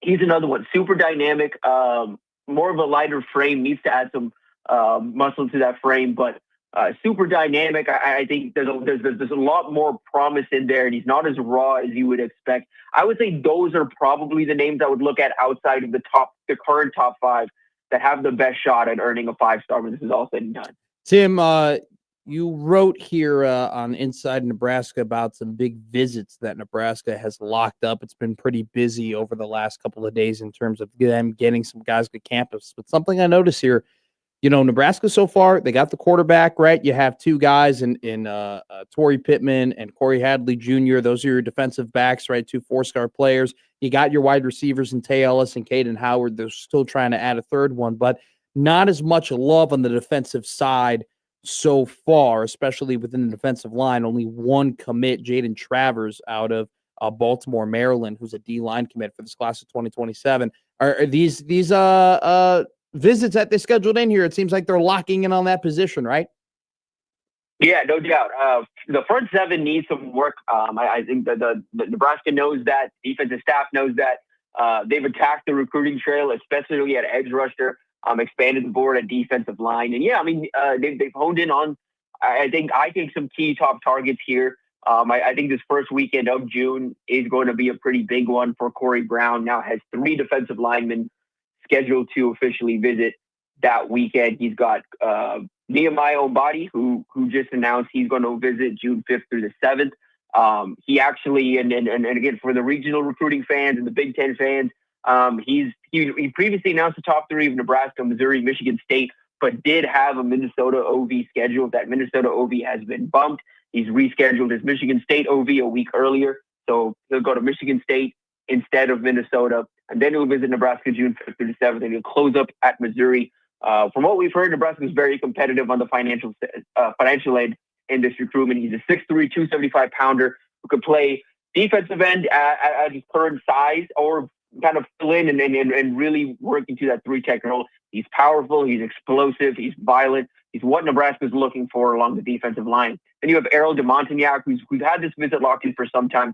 3-star out of Florida, 6'3", 290 pounds, a very productive junior season. He's a true interior target for Nebraska staff. And then you have Xavier Meads, 6'3", 280 pounds out of Louisville.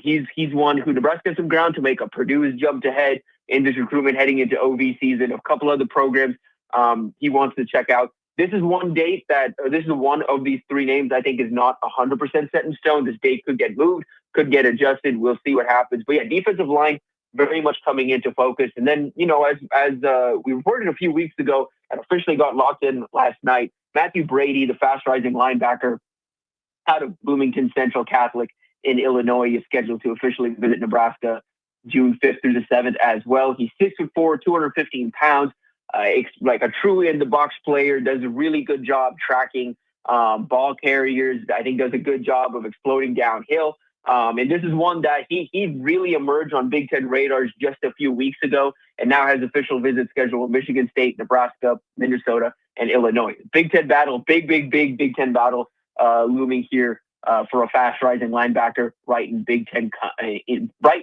country. And then the other 2 recently scheduled visits. One from Utah, Ma'ata Mo, 6'4", 245-pound edge rusher.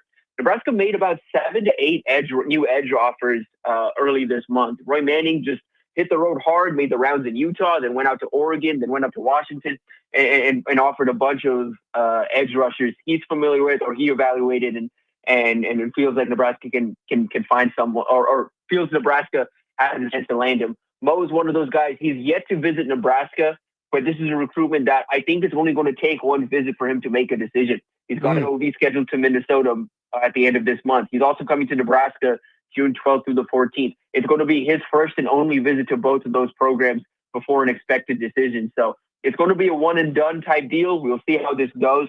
But I do know Nebraska obviously needs to address edge this cycle. And Mo's a guy who's quickly ascending up the board. And the last name I'll touch on in terms of new OVs is James Johnson, a 6'3", 190-pound athlete out of Belleville East in Illinois. On the other side of the border out there in the greater St. Louis area. Okay. A prospect who Nebraska is got on campus quietly over the weekend, and now have an official visit set for June 12th through the 14th. He's got a weird, not weird, I would say his official visit schedule is a work in progress, I would say. The visits we know that are locked in are Utah at the end of this month, Nebraska June 12th through the 14th, Cincinnati's going to tentatively get him on campus June 7th, 5th through the 7th. West Virginia's tentatively going to get him on campus June 19th through the 21st. Either of those dates could get switched out for a program like Illinois. I know Missouri is monitoring closely as well. Iowa could circle back. He stands 6'3", 190 pounds. Some schools are recruiting him at wide receiver. Some schools are recruiting him at safety. Nebraska kind of sees him as a hybrid defender who could roam between the linebacker and safety position and kind of be this kind of see and feel how he develops within the system and figure out a best positional home. But another one like Brady, like a few names we've mentioned, made it to Nebraska. Huskers are kind of surging in that recruitment, and now they'll get a shot to get over the top next month. Tim Verghese of Inside Nebraska and Rivals. Tim, before we let you go here, I just have a quick little question. 2027, this recruiting class has obviously been a very big deal for Nebraska. They've gotten on it early. They've invested a lot of time and resources into trying to make this class as best as they possibly can. We've been following a lot of the names of these class for quite a while. I mean, Trey Taylor has been committed here for, it seems like, forever at this point. Compared to the 2028 class, do you think there's going to be the same amount of investment in terms of that? Do you think that this is going to be kind of similar to they're really going to hammer down in 2028, or maybe it might be closer to how they approach things in 2025, 2026? Do you have any read on maybe the difference in terms of the strategy there might be between 27 and 28? Ooh, I haven't really thought about it just yet. I think some of this, I'll say this. I mean, something I was recently thinking about. I mean, you think about this program. We're talking about it when it comes to recruiting. Nebraska has to still prove this on the field to, one, keep this class together and potentially pull off some big flips in the fall. So a lot of what I think, a lot of the remaining 27 efforts, once they get through this next month and into 28, is really dependent on what happens in the fall. And I think some of it is also going to be dependent because, look, let's say Nebraska has a better than expected year. And all of a sudden, it's like, oh, well, let's maybe push our chips in for 28. The resources will go towards the portal, not necessarily the 2028 class. If that makes sense. I think it makes a ton of 27 sense. in the 2027 season.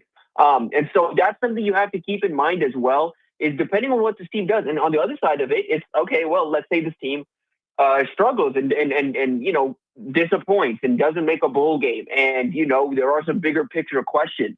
Still, from a obviously at that point, the 28 strategy kind of goes out the window because we'd have some bigger picture questions to talk about. Sure. But two, even in that sense, the immediate fix would be the portal first. So the portal looms over all of this, and I think the portal is why, it's helpful to get out ahead early with prospects. Nebraska is doing a good job, I think, in 28. I would say if we've noticed any key strategy changes, Nebraska is a lot more present in Texas in 2028 than they are in 2027. I'd say they're also a lot more active in the Midwest early on than they were early on in the 2027 cycle. So, again, those are kind of early trends, but it's helpful to get out ahead early. It's helpful to build some of these relationships early. But the portal has changed so much where you can't even really figure out, okay, like, what is this recruitment going to look like? Do we have a chance at this guy?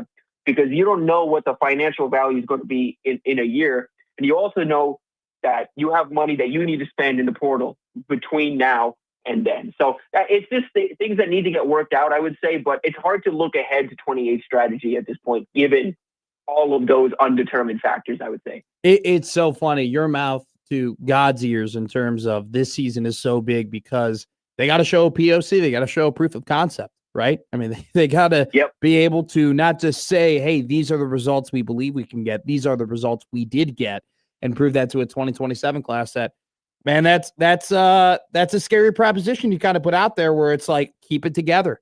Keep the class together through success on the field. And that's always an added element of pressure in a season that already has a ton of pressure to it. I'm sure we'll talk about it as the year goes on. Tim Verghese of Inside Nebraska and Rivals joining us every Tuesday here on Middays with Matt. You're the man, dude. I'll talk to you soon, all right?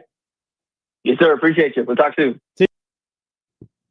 Always dropping the truth, Timmy V. Always. I mean, I'm telling you right now, man, like 2026 was so important because that could have been the proof of concept. That could have been the thing that you point to and say, hey, look at what we're doing. And I just always, I hate to be so blunt about it because I call it a failure in a way because it's easier. It would have been a lot easier And you would have had a much better opportunity to prove that proof of concept then, as opposed to proving it now in a year where you have to play higher quality opponents. That's tough. It's really tough. And Big Ten play is going to be very, very important for this team, not just for the present in terms of W's and L's, but also the future in terms of who's going to be wearing that jersey one day. Let's talk about some power rankings in the preseason that was released by CBS Sports and some other little quotes by Athlon before we hit a 1 o'clock hour. We're going to talk about Brendan Sorsby. And don't forget, it's a Top 10 Tuesday here on Middays with Matt and the 1620 Zone Radio Network.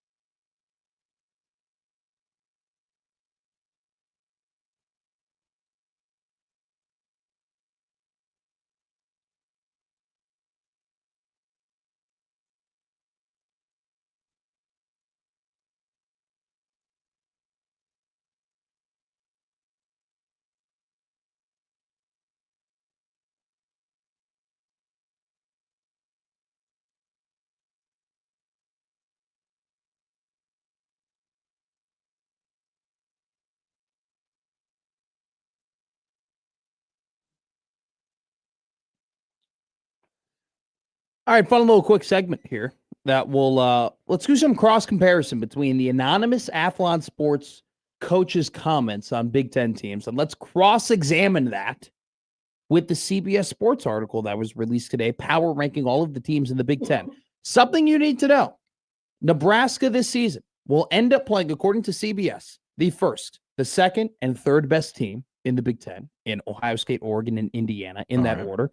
They will play the 7th, 8th, and 9th best teams in Washington, Iowa, and Illinois in that order. And they will finish off by playing 14, 16, and 17 in the order of Maryland, Rutgers, and Michigan State. So truly a 3-tiered Big Ten schedule Nebraska has this season, with the top tier, the middle tier, and then the back tier. Nebraska, according to CBS Sports, the 10th best team in the Big Ten. They do acknowledge that Nebraska is on an upward trend. They do, funny enough, though, pretty ear to the ground here. The Huskers aren't close to joining the Big Ten top tier, but the trajectory under Matt Rule continues to trend upward, even if some in Lincoln might disagree. Omaha could probably be added to that sentence. Well, one real quick thing here. That's a weird thing to put in there. Well, I mean, it kind of proves that they do know what's going on. I mean, they're not incorrect at all. Here's Indiana's description. They are third in the CBS Sport article. Why aren't the defending Big Ten national champions not number one? Doubting Kurt Cignetti and the Hoosiers certainly hasn't come back to bite anyone before. It wouldn't be shocking if Indiana kept rolling after adding 5 4-star transfers, including Josh Hoover and Nick Marsh. But to help offset the losses of number 1 overall draft pick Fernando Mendoza. Let's read some of these quotes about Indiana in this Athlon Sports article. All 3 of them are negative, right? One of them says they're going to lose that rush of James Madison guys that they had the last 2 years. So they definitely could struggle in some areas of continuity where maybe the talent does have to take over. But I'm definitely not going to underestimate Indiana again. Another quote: defensively, they still return most of their production, but to me, it's hard to replicate what Fernando Mendoza did. Josh Hoover is a good player. I think he's going to get some turnover issues, but other than that, they reloaded. And then the other comment is talking about their wide receiver room. Let me tell you right now, I ain't down Indiana in any way, shape, or form. Michigan, ranked number 5 in the CBS Big Ten power rankings here. Let me read you this. This is an anonymous quote from a coach. I think they can win the conference. It's not a group with a lot of household names, but there's a lot of depth with really good players. Another quote: I love that roster. The second that Sharon Moore was gone, they actually got to run that roster. There are 4 or 5 players in that freshman class who contribute immediately, and they have a bunch of freshmen who contributed last year. 5th in this CBS Sport Power Ranking article. The upgrading in coach is obvious, says the article. The Wolverines made a major shift, bringing in a long-time coach Kyle Whittingham. The hits just keep on coming for Sharon Moore over and over again. We'll continue to talk about these 2 articles throughout the show, but coming up next, let's talk about Brendan Sorsby and gambling here on the 1620 Zone Radio Network.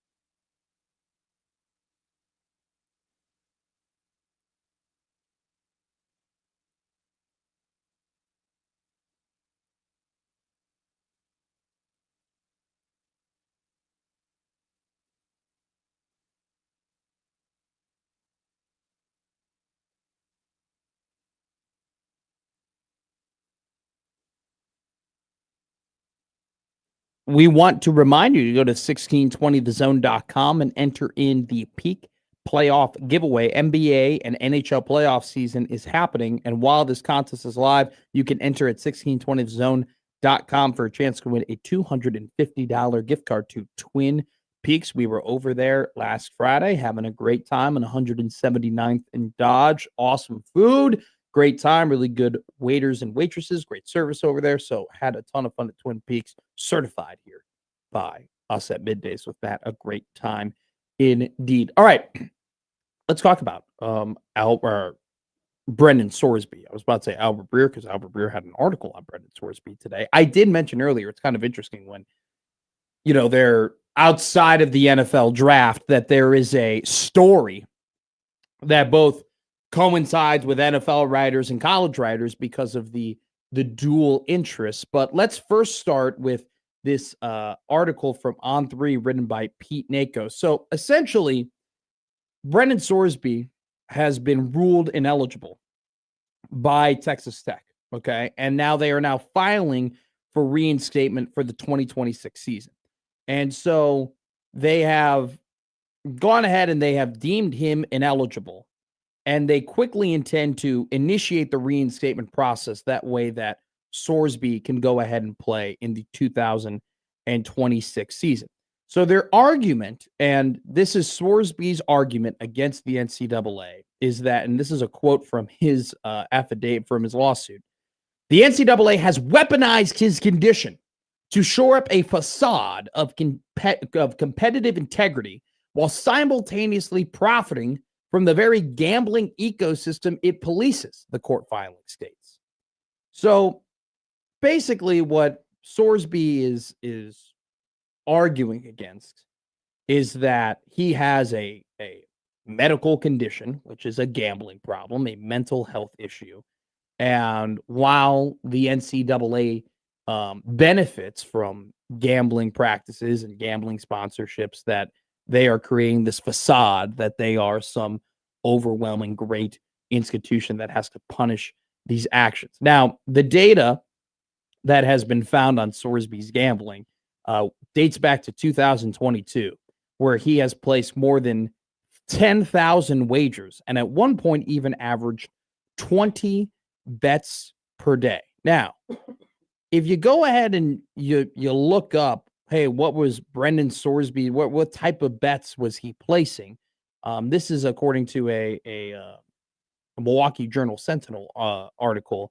Basically, we found that Sorsby was wagering on Major League Baseball, the Ultimate Fighting Championship, tennis, Romanian soccer, Turkish basketball, and even the Nathan's hot dog eating contest. Well, I mean, that's free money. That's a lock. Joey Jaws, baby. USA all day. Sorsby's bets were reportedly around $5 to $50. So it wasn't as if he was like running and gunning and, on the poker boat and betting thousands of dollars. But the guy just really liked placing bets. He really, really liked placing bets. And, when you get to the point of you don't even know what you're betting on anymore, you don't even do research on what you're betting on anymore, you don't even know who the players are, who the teams are, or what the league looks like, or any sort of way, shape, or form of what's occurring. And it really just comes down to, hey, I want to go ahead and bet just to bet. That's when you really, really know that he's got an issue. And you're doing it for the rush, not because you think something or you think you can win. It's pure just adrenaline and just, hey, let's go. I need the next one. Need my fix. Now Albert Breer writes this. This is very interesting. So this is from Albert Breer on SI, that Jeffrey Kessler is Brendan Sorsby's attorney. Jeffrey Kessler has been in a modicum of different very, very big cases across football, whether it be the NCAA or the NFL. And the guy is a winner, and he's a very, very good lawyer. So Sorsby has filed for an injunction against the NCAA on Monday, and he wants it to come with the acceleration of his case, so that way he can find out whether or not he's eligible, okay, to play college football next year. And the reason why he wants this expedited is because if he finds out that he's not eligible, it becomes a very strong likelihood that he will end up going into the NFL supplemental draft where he could be selected by a team and end up being in the NFL. And this is a guy that, with a good season, definitely was in the running to be drafted as a quarterback in the first 2 rounds of the NFL draft. Now, here's the funny thing.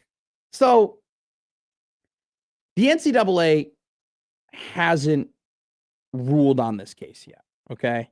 And you don't really know when the NCAA is going to rule on this case. So, if he's granted this injunction, he'll be able to play while the case is in the court system and collect on the $6 million commitment that the team made to him for the 2026 season. Well, Brendan Sorsby filed this case in a Lubbock County court, all right? Well, that's an incredibly friendly Texas Tech court, wouldn't you think? I mean, you would go ahead and probably put together the pieces that in Lubbock County, they're probably going to favorably rule for Brendan Sorsby to be granted eligibility to play while this court case in the NCAA system goes on. Well, from Ryan Otulo on Twitter, he's posted a picture of Judge Philip Hayes, who will be the judge to decide whether or not Texas Tech QB Brendan Sorsby will get to play this fall. It's a picture with Mr. Judge Philip Hayes next to the Texas Tech Red Raider mascot at a nice little fundraiser. Oh, no. He's putting the guns up. Wreck 'em, is what he's saying. So basically, they filed this injunction to allow him to play while this court case is going on to a judge who is very well in full support of Texas Tech and their program in a Lubbock County court case. Then they got Jeffrey Kessler as Brendan Sorsby's lawyer, probably to make sure to string out this process as long as possible so he could play this season. This is just absolutely unreal to me. Okay. Just on the surface level, but then working with Iowa Western, and they had Hunter Deckers because he bet on Iowa State games underage on gambling apps. They had him. It was locked in, and they said, you can't play NCAA football anymore. Your choices are NAIA or JUCO or go to Canada. And he said, well, I guess I'll play JUCO because I still want to play football. And there was no injunction. There was no conversation. It was, no, you bleeped up. Now you got to pay for it. This is paying for it.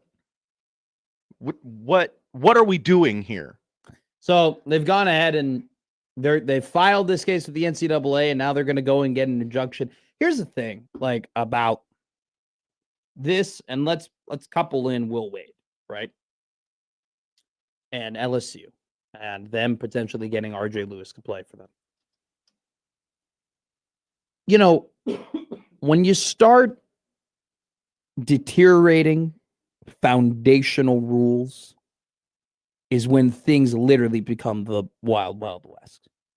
When you start saying, hey, things that we knew as a straight line, no go, absolutely not, you cannot do that. When you start taking those rules and you start throwing them away, that's when we have craziness.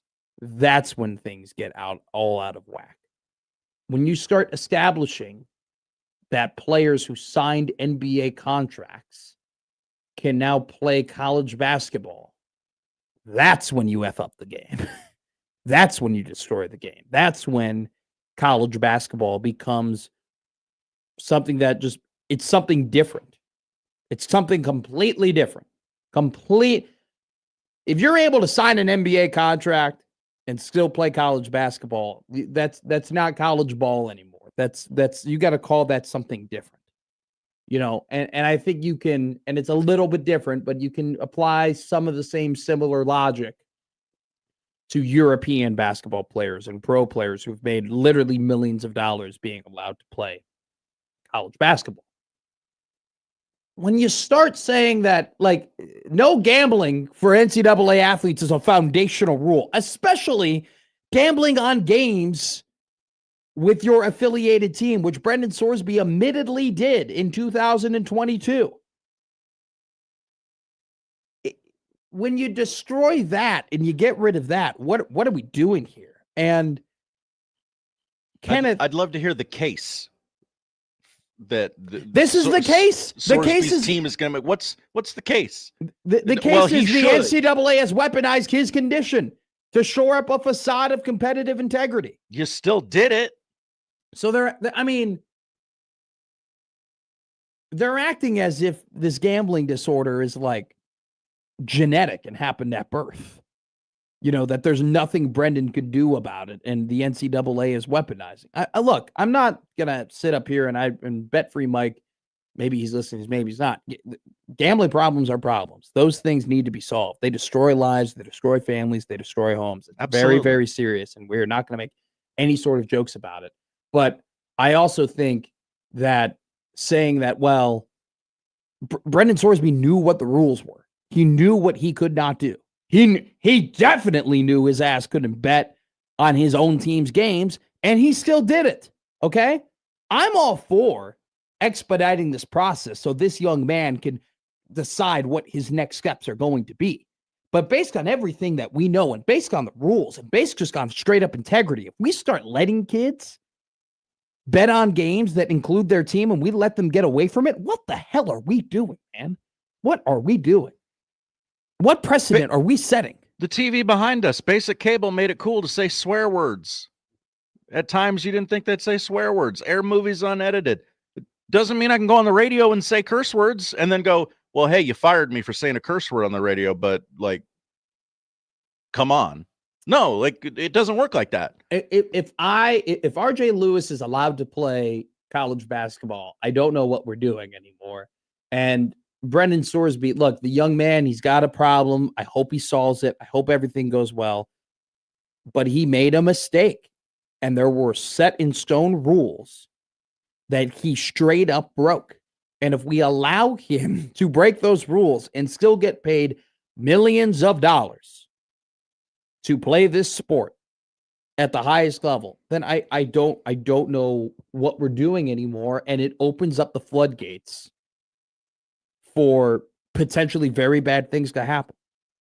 It was a very interesting article written today by Steve Sipple, and it included Tom Osborne, and it included this very topic about gambling. And I want to read this part from Sip because he talks about something that very much went under the radar. And so he talks about this. Roll your eyes when I tell you that according to an ESPN report, Simmons and two bettors were included in a sprawling indictment for federal prosecutors in Pennsylvania on various charges, including bribery, fraud, and conspiracy. Per ESPN, the point-shaving scheme generally revolved around gamblers who placed bets and recruited players with the promise of big payment in exchange for purposely underperforming during a game, prosecutors said. Those fixers would then get bet against the players' teams in those games, defrauding sportsbooks and other bettors, authorities said. The story barely was on the national sports radar over the weekend. The massive news in late April about Brendan Sorsby's gambling issues, according to the news accounts, he bet on Indiana games as a Hoosier as a freshman QB in 2022, for instance, was only massive for a few days. That's my read anyway. I've become callous to this stuff. Osborne's stance on gambling all these years never made a significant impression on me. I respected his stance, but never thought too much about it. I do think about it now, although it's gotten pretty late in a wicked game. What Steve is referring to there is we are getting to the point where I just described to you a massive point shaving scheme that was used in college sports that people were indicted on, and it was found that bettors were able to corrupt college players in order to defraud an entire system for the benefit, for the monetary benefit of those players and those bettors and those gamblers. And yet, kind of went to the wayside, didn't it? This whole Brendan Sorsby situation was really big for a couple of days, and then for a couple of weeks, it kind of went nowhere, and then now we're making progress, so we're talking about it again. It becomes a problem when we start ignoring it. It becomes a bigger problem when it becomes the norm, right? There already is an issue with point shaving scandals that we've seen a massive increase in terms of court cases against and people getting accused and prosecuted and even found to have done it. And it has ruined lives and careers and ruined reputations of players that we once thought very highly of. It's at the point, though, I mean, this all becomes very concerning to me when it just becomes normal. And it's just like, oh, it's no big deal. Oh, the kid bet on Indiana games when he was a freshman quarterback in Indiana. Oh, that's fine. We'll just, submit an injunction with a very friendly court and we'll let him play. And you know what? When the NCAA comes to their conclusion, do you know what Brendan Sorsby is going to be doing? He'll be in the NFL. And do you know what we'll do? We'll pay the fines. It's fine. We got Cody Campbell. That's a very dangerous precedent to set. It's a very, very dangerous precedent to set. And I hope the kid finds help. I hope the kid ends up being okay, that he fights these problems and he's able to figure everything out. But he should not be playing college football. And the fact that we've even gotten to the point that it's even a conversation that he could be playing downs this year for Texas Tech is wild to me. And it's not necessarily that I have anything against the kid. I don't. People make mistakes all the time. I'm glad that he's going to find the help that he needs. And I hope that he ends up having a great career in the NFL. But at the same time, I'm not rooting against the kid, but I'm definitely rooting against breaking precedent. And I'm definitely rooting against making this the norm that you can have NCAA. Look, if kids want to bet on the Nathan's hot dog eating contest and Turkish soccer and make a couple bets on the UFC, okay, that's fine. But we're saying that a guy who bet on his own team, whether or not it was to win, that's okay? No, it's not okay. It's not okay at all. And the fact that we're even having this discourse is wild to me. Steve is on the Prairie Flower Casino Zone hotline, 429511620. Steve, thank you so much for calling. What do you got, my man? Yeah, thanks for taking my call. I agree with you about, rules are rules. But I'll use this as an example to start the conversation. If some parents own a liquor store and they're out there preaching to their kids that they cannot drink, is totally hypocritical. And that's what we have now. We've got the corrupt NCAA who literally makes money from the gambling industry, taking the money in one pocket and now saying, hey, kids, you can't do this. Why don't they just come out and say, hey, we're going to have a precedent here of no players can gamble. Well, that should be, we don't accept any gambling. You just use the example of, hey, let the kids go gamble on Nathan's hot dog eating contest. Well, that's not NCAA. So they need to the NCAA needs to stand up and say, we're not going to have any gambling associated with any of our sports. That means ESPN, if you want to show our games, you can't be showing the odds or the live odds. Until they do that, how can you expect these kids to stay away from gambling? I couldn't agree with you more, Steve. I couldn't agree with you more that it is hypocritical. I couldn't agree with you more that it is kind of insane that you go ahead and you read an article about Brendan Sorsby's gambling situation, and then what's at the bottom of the article? How have the odds moved for Texas Tech to make the college football playoff? How have the odds moved for Texas Tech? How many wins they're going to have in a season? Brendan Sorsby, the fact that in an articles they mentioned, it was a 25-1 to win, the Heisman Trophy, and now he's completely off the boards. I do think it's absolutely hypocritical. But the problem is, Steve, is that when has the NCAA not been hypocritical? When has the NCAA ever when has the NCAA ever used a moral compass to do any of this stuff? That's the one thing where it's like, it's hard for me to have an expectation for them to not act the way they've been acting for decades. So then if we're going to talk about this subject, then every time the NCAA is mentioned, it should be the hypocritical NCAA. But yeah, that's fine. And you know what, Steve? That's totally okay by them. They are totally okay with being called hypocritical. They're totally okay with being, smeared and people not looking fondly upon them because you know what? At the end of the day, they've only ever cared about how much money they have in their pocket. That's the thing. That's right. That's right. So it is what it is. And Steve, I appreciate the call. Yeah.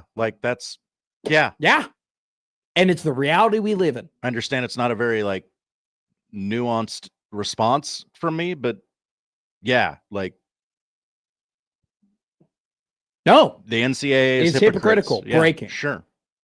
They're not going to fix anything about it. They're not going to do anything about it. Platcat in the chat, casino is not sports book. College kids can play blackjack and whatnot. Yeah. You got to know the rules. You sign up for a job, there's certain things you can and can't do. Teachers aren't allowed to do it. Now, granted, I understand teachers aren't taking, school districts aren't taking alcohol money, weed money. They'd be in a lot better place if they did, probably. Yeah. But that's besides the point. You sign up for a job, there's certain things you can't do. You want to be quarterback in college, you want to make $1 million. The money is to prevent, it's a payoff to be a better citizen. Well, it's just not the money I shouldn't say the word better. I'm sorry. Here's the thing. Let me fix it a little, Josh. Yeah. The money is the payment for not breaking the rules. Yeah. That's what the money is for. Mm-hmm. All right? Do you know what the money is for? Not to break the rules. Okay? That's what it does. I didn't get a thank you for not gambling on things I couldn't gamble on. That's what the money is for. So I cannot believe that we're even having this discussion. I hope the young man gets better. I hope he doesn't do the things that cost him these opportunities. I hope he doesn't do something similar like that again. But you know what, man? What is the slippery slope that we create if we allow this kid to play? It goes back to what Jamie Pollard said. Funny enough, he's talking about his own conference, but we have all these people who want rules and who want regulation and who agree for the College Sports Commission, who agree on the House settlement, who say, it's crazy. It's crazy. The wild, wild west. Everything is always changing. The landscape is crazy. I hate being a college coach. Oh my God, an athletic director. It's so tough doing that job. And then yet when you're provided an opportunity to actually respect the rules, you go behind everything in order to get done what you need to get done. Rules are great until they stop me from doing the things I want to do. That's where we're at in college sports. Everybody claims they want regulation until the regulation doesn't agree with the decisions they want to make. And I know when I say everyone, I'm really only honing in on a couple of schools. And you know what schools I'm talking about. But the fact that it's gotten this far to the point where he can file an injunction, and this is all according to Albert Breer. They're going to file an injunction against the NCAA, and so the accelerate, so that becomes the acceleration of his case. And this is according to Breer. If Sorsby is granted the injunction and he filed for in what should be a tech-friendly court in Lubbock County, then he'd be able to play while the case is in the court system. Who knows how long the case will be in the court system, but it's not as if we've seen the NCAA courts move very quickly in the past. John Texkin. Hi, John. Steve, rules are rules, and we follow them all every day. I've been doing it since I can remember, and I'm in my 50s. Why do you not believe people taking responsibility for their own actions? I don't think Steve is advocating for Sorsby not taking responsibilities for his own actions. I think Steve is just saying the NCAA are hypocrites and they should pay for that. Well, if I'm being honest, we've been saying that for quite a while, and that still hasn't happened. Top 10 Tuesday coming up. We have a good one for you suckers here on the Middays with Matt, or I was about to say it again, the Middays with Matt Radio Network, as if we've taken over and built our own Death Star. Maybe we have. We're hiding it here on 1620 The Zone Radio.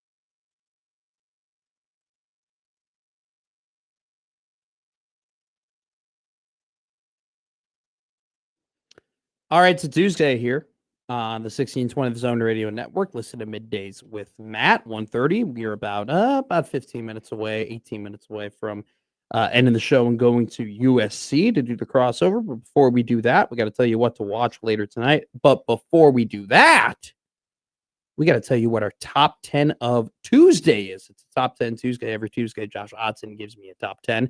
Typically, I don't know what top 10 he's going to give me, but I do this time because we talked about it earlier last week. We are doing Josh Odson's top 10 30 for 30s today on Middays with Matt. All right, let's do it. What's number 10, Josh? All right, we begin. First of all, there have been 136 30 for 30 documentaries. Jeez. All of mine are in the first 50. I agree. I probably the ones that I've watched the most are in the. I think the last one I watched was like the Bullies of Baltimore. Yeah. 7 of mine are in the original 30. Really? Yes. I did not know that about myself. Was that all Bill Simmons? Yeah. Doing? God, that was his baby. We should do a 30 for 30 on Bill Simmons. Oh. How about that? 30 tables. All right, let's go number 10. Number 10 from 2013, Survive in Advance. Oh yeah, this is Jim Valvano. Yeah. This is a great one. And they do it kind of like a Seinfeld type deal where he's like a stand-up comedian during a lot of it, and then they cut back and forth between NC State and their incredible run to win the NCAA tournament. That's a very good one. Survive in Advance. I would not have it in my top 5, but I might have it in my top 10. I haven't watched that one in a while. Number 9. Number 5, the Fab Five. Oh, number 9 for you.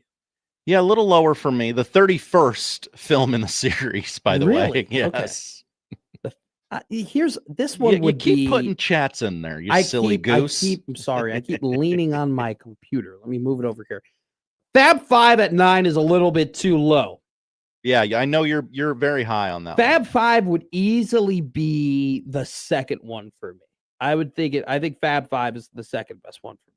I already know my top 3 right away that I'll reveal later. Okay. And they're all basketball themed, which is fun. Oh, okay. All right, number 9. Number 9, The Best That Never Was, from November of 2010, about Marcus Dupree. I never saw this one.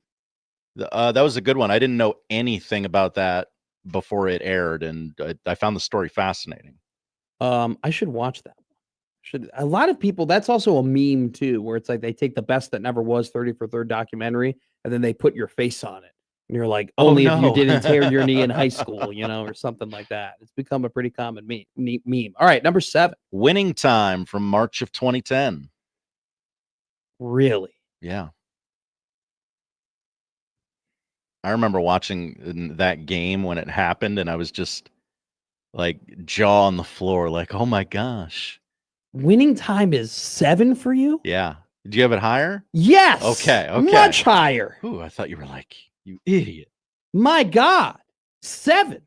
I don't know. I have a lot of I'm curious if you do, because there's a couple like hockey ones and baseball ones, and then there's a soccer one that everybody loves, and I admittedly haven't seen it. Most of my 30 for 30s that I've watched are the basketball ones.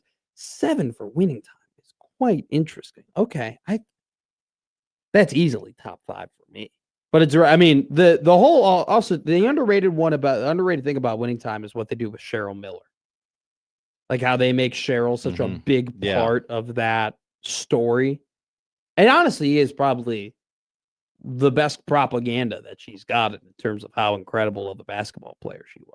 But interesting. 7 for Winning Time. Number 6. The U, from December of 2009. Excuse me. Been a while since I've seen this one. Good one, great one. So many great stories, so many incredible players, right? The evolution of how the U became the U. Do you have Catholics versus Convicts on here? Actually don't. Okay. I wouldn't either. But it's always funny, like how many Miami 30 for 30s are. Yeah. There's the U part 2, and then Catholics versus Convicts, which is interesting. Number 5 for Josh Hodson. A doc that I only knew the ending of. I didn't know how we got there in any way, shape, or form. Pony Excess, from December of 2010. Okay. I haven't seen this one either. About SMU, though, correct? Right. And this is about the cheating Southwest Conference a little bit as well, if I'm not mistaken. A little bit, and then really goes into, well, is there a main Southwest Conference 30 for 30 out there that people really like? That would be, I mean, the way John Bishop should narrate it, the way that he knows and talks about the Southwest Conference, because that was, I'll tell you about a cheating conference. That was it. Everyone around here knows that. Number 4. Number 4 from October of 2010, 4 days in October. What a good one. A story that has been told way too many times. They told it again on Netflix. This is the most succinct version and quite possibly the better version. By the way, Kevin Millar, I love the guy. Yeah. All right. But I mean, he's got so much run from this. So much run. But I love it. It's a good one. It's a really good one. You're reminding me of really good ones. 4 days in October. You're number 3, 30 for 30. Jordan Rides the Bus from August of 2010. Haven't seen that one. Felt like I've kind of lived it a little bit. Sure. He was a minor league baseball player. Yeah, and his struggles and things he did for the team, things the team did for him. It doesn't interest me. Oh, okay. It doesn't interest me in the slightest. But now that you are a man of good taste and you have it number 3, I'm shocked. I am stunned that Jordan Rides the Bus is better than 4 days in October, Winning Time, the best or the Fab Five, and Survive in Advance. I never would have thought you would put that there. I haven't seen it, so I can't speak to it. But incredible. Number 2. Number 2, I watch it every year. June 17, 1994.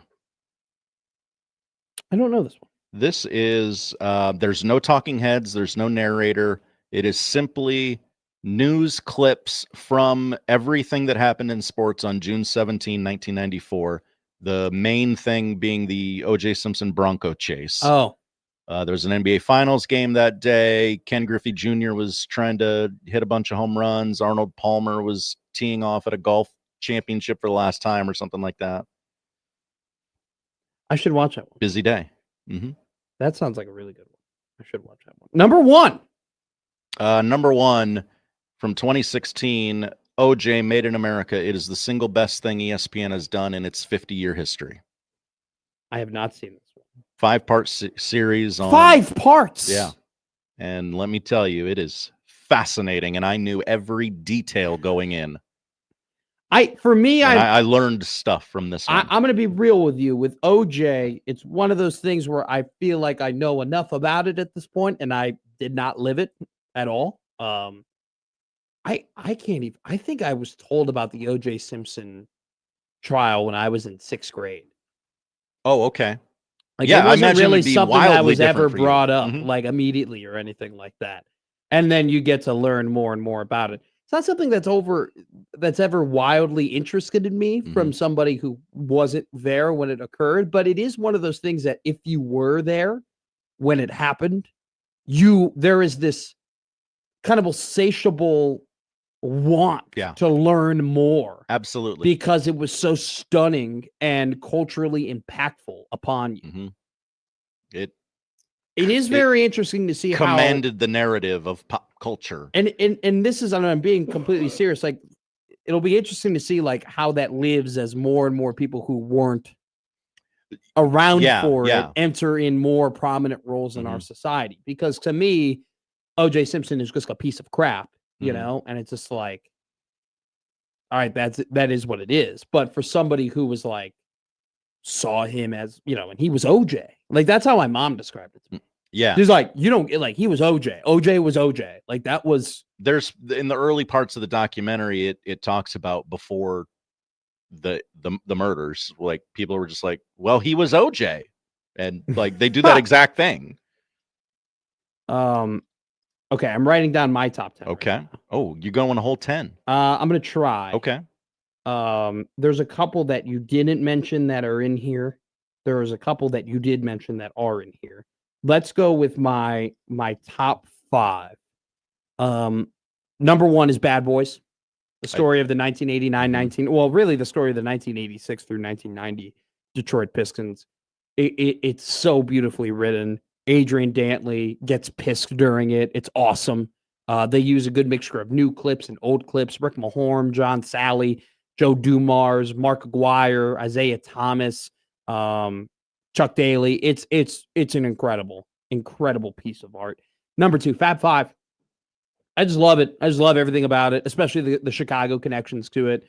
You know, Jalen Rose, Jawan Howard, the incredible story where they were pretty far ahead in terms of like the NIL stuff, where they mentioned it's like Nike was selling a Fab Five shoe and we didn't see one penny from it, right? And then when they made it at the time, Chris Webber was not okay talking about it. Like Chris Webber was not over everything that occurred at Michigan yet. And so now he's fine. Now he does speak about it, right? But during when they made it, he definitely was kind of, it was veiled a little bit. 4 Days in October, number 3 for me. One that you didn't have, Magic Moment. The story of the 1990s Orlando Magic. And getting Shaquille O'Neal. They had one ping pong ball in, I believe it was the 1994 lottery. They ended up winning the lottery. They traded the number 1 overall pick for Penny Hardaway and 4 first-round picks to the Golden State Warriors. And then number 5 for me would have to be When the Garden Was Eden. It's about the 1971-1972 New York Knicks. That's how I learned about Phil Jackson, the basketball player. I knew he was, but I didn't really know anything about him. Well, as somebody who loved the NBA at the time, like, and learning about like incredible players, Earl the Pearl Monroe is a massive part of that documentary, and just learning so much about his life. And then Clyde Frazier, and just incredible stuff. So those are my top 5. Funny enough, 4 basketball, 1 baseball. Football documentaries don't really sit well with me. I don't know why. Oh, interesting. I watched the 85 Bears, didn't really love it. The Bullies of Baltimore. I didn't like that one. Yeah. They really, they made Buddy Ryan and Mike, I didn't like how they painted Buddy in that. All right. They made Buddy out to be the bad guy. Baltimore, the Bullies of Baltimore was fine. The U was good. Like I wasn't fully vested in it. I did like the 1997 Heisman race. The reason why I like the 1997 Heisman race is because they didn't use any new material. They only took stuff from 1997. Okay. Ryan Leaf versus Randy Moss versus Charles Woodson versus Peyton Manning. They didn't use any new material. They just and it was a great, beautiful kind of like historical documentary of like what went all into the 1997 Heisman Trophy voting. So that is probably one of my more favorite football ones. We're gonna go to the chat. We're gonna see so many good ones we missed out on, but those are my top 5. I couldn't get to a top 10. I gotta watch The Best That Never Was. Maybe I'll watch. I'll watch. That's a good one. Kenneth says the XFL one was really good. Never saw that one. I saw the American Gladiators one at a bar, and I had them turn on the volume to watch it. Oh, and it was pretty dope. I enjoyed it greatly. So, alrighty, let's hit a break and tell you what to watch tonight here on Middays with Matt.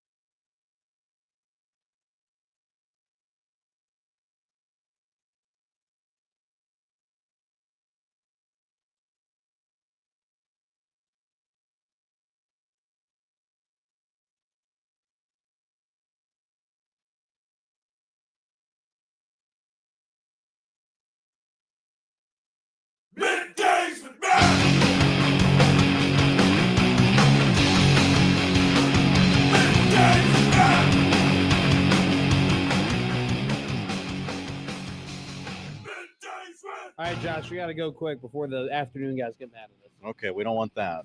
Not much to watch. The Karl Anthony Towns Redemption Tour continues, and it collides with the Mike Brown Revenge Tour, Eastern Conference Finals Game 1. That is such a beautiful way of describing that. Cavs Knicks, 7 o'clock on ESPN. Couple of baseball games tonight. Blue Jays Yankees at 6 on TBS. Dodgers Padres at 8:30 on MLB Network, and you get the conference tournament baseball in the college game all day, all night, all the big conferences starting up today. It is a Tuesday, which you know what that means. All right, folks, let's talk right now. I'm going to kill your bookmaker. I'm going to rip his throat out. I will blow this man out. I will step on his throat until the man chokes. Let me tell you how. Dog. Winners. Dog. Winners. Dog. Winners. Dog. Winners. Dog. Winners. I'm on a roll. Dude, you got to love dogs, right? When I said, you know what that means, it's a Tuesday, I don't think anybody who even listens to the show passionately knew what I was talking about. It's that one bit that I kind of do when I remember it. It's a Tuesday, which means it's a Take Tuesday. We're going to bet on a home run today. Pick a number, Josh, 1 through 7. 4. All right. Jamal Jones. Jemai Jones. We're going to bet for him to hit a home run today, plus 463. Jemai Jones. That's our dog of the day here on Middays with Matt. The crossover in USC coming up next here on the 1620 Zone Radio Network.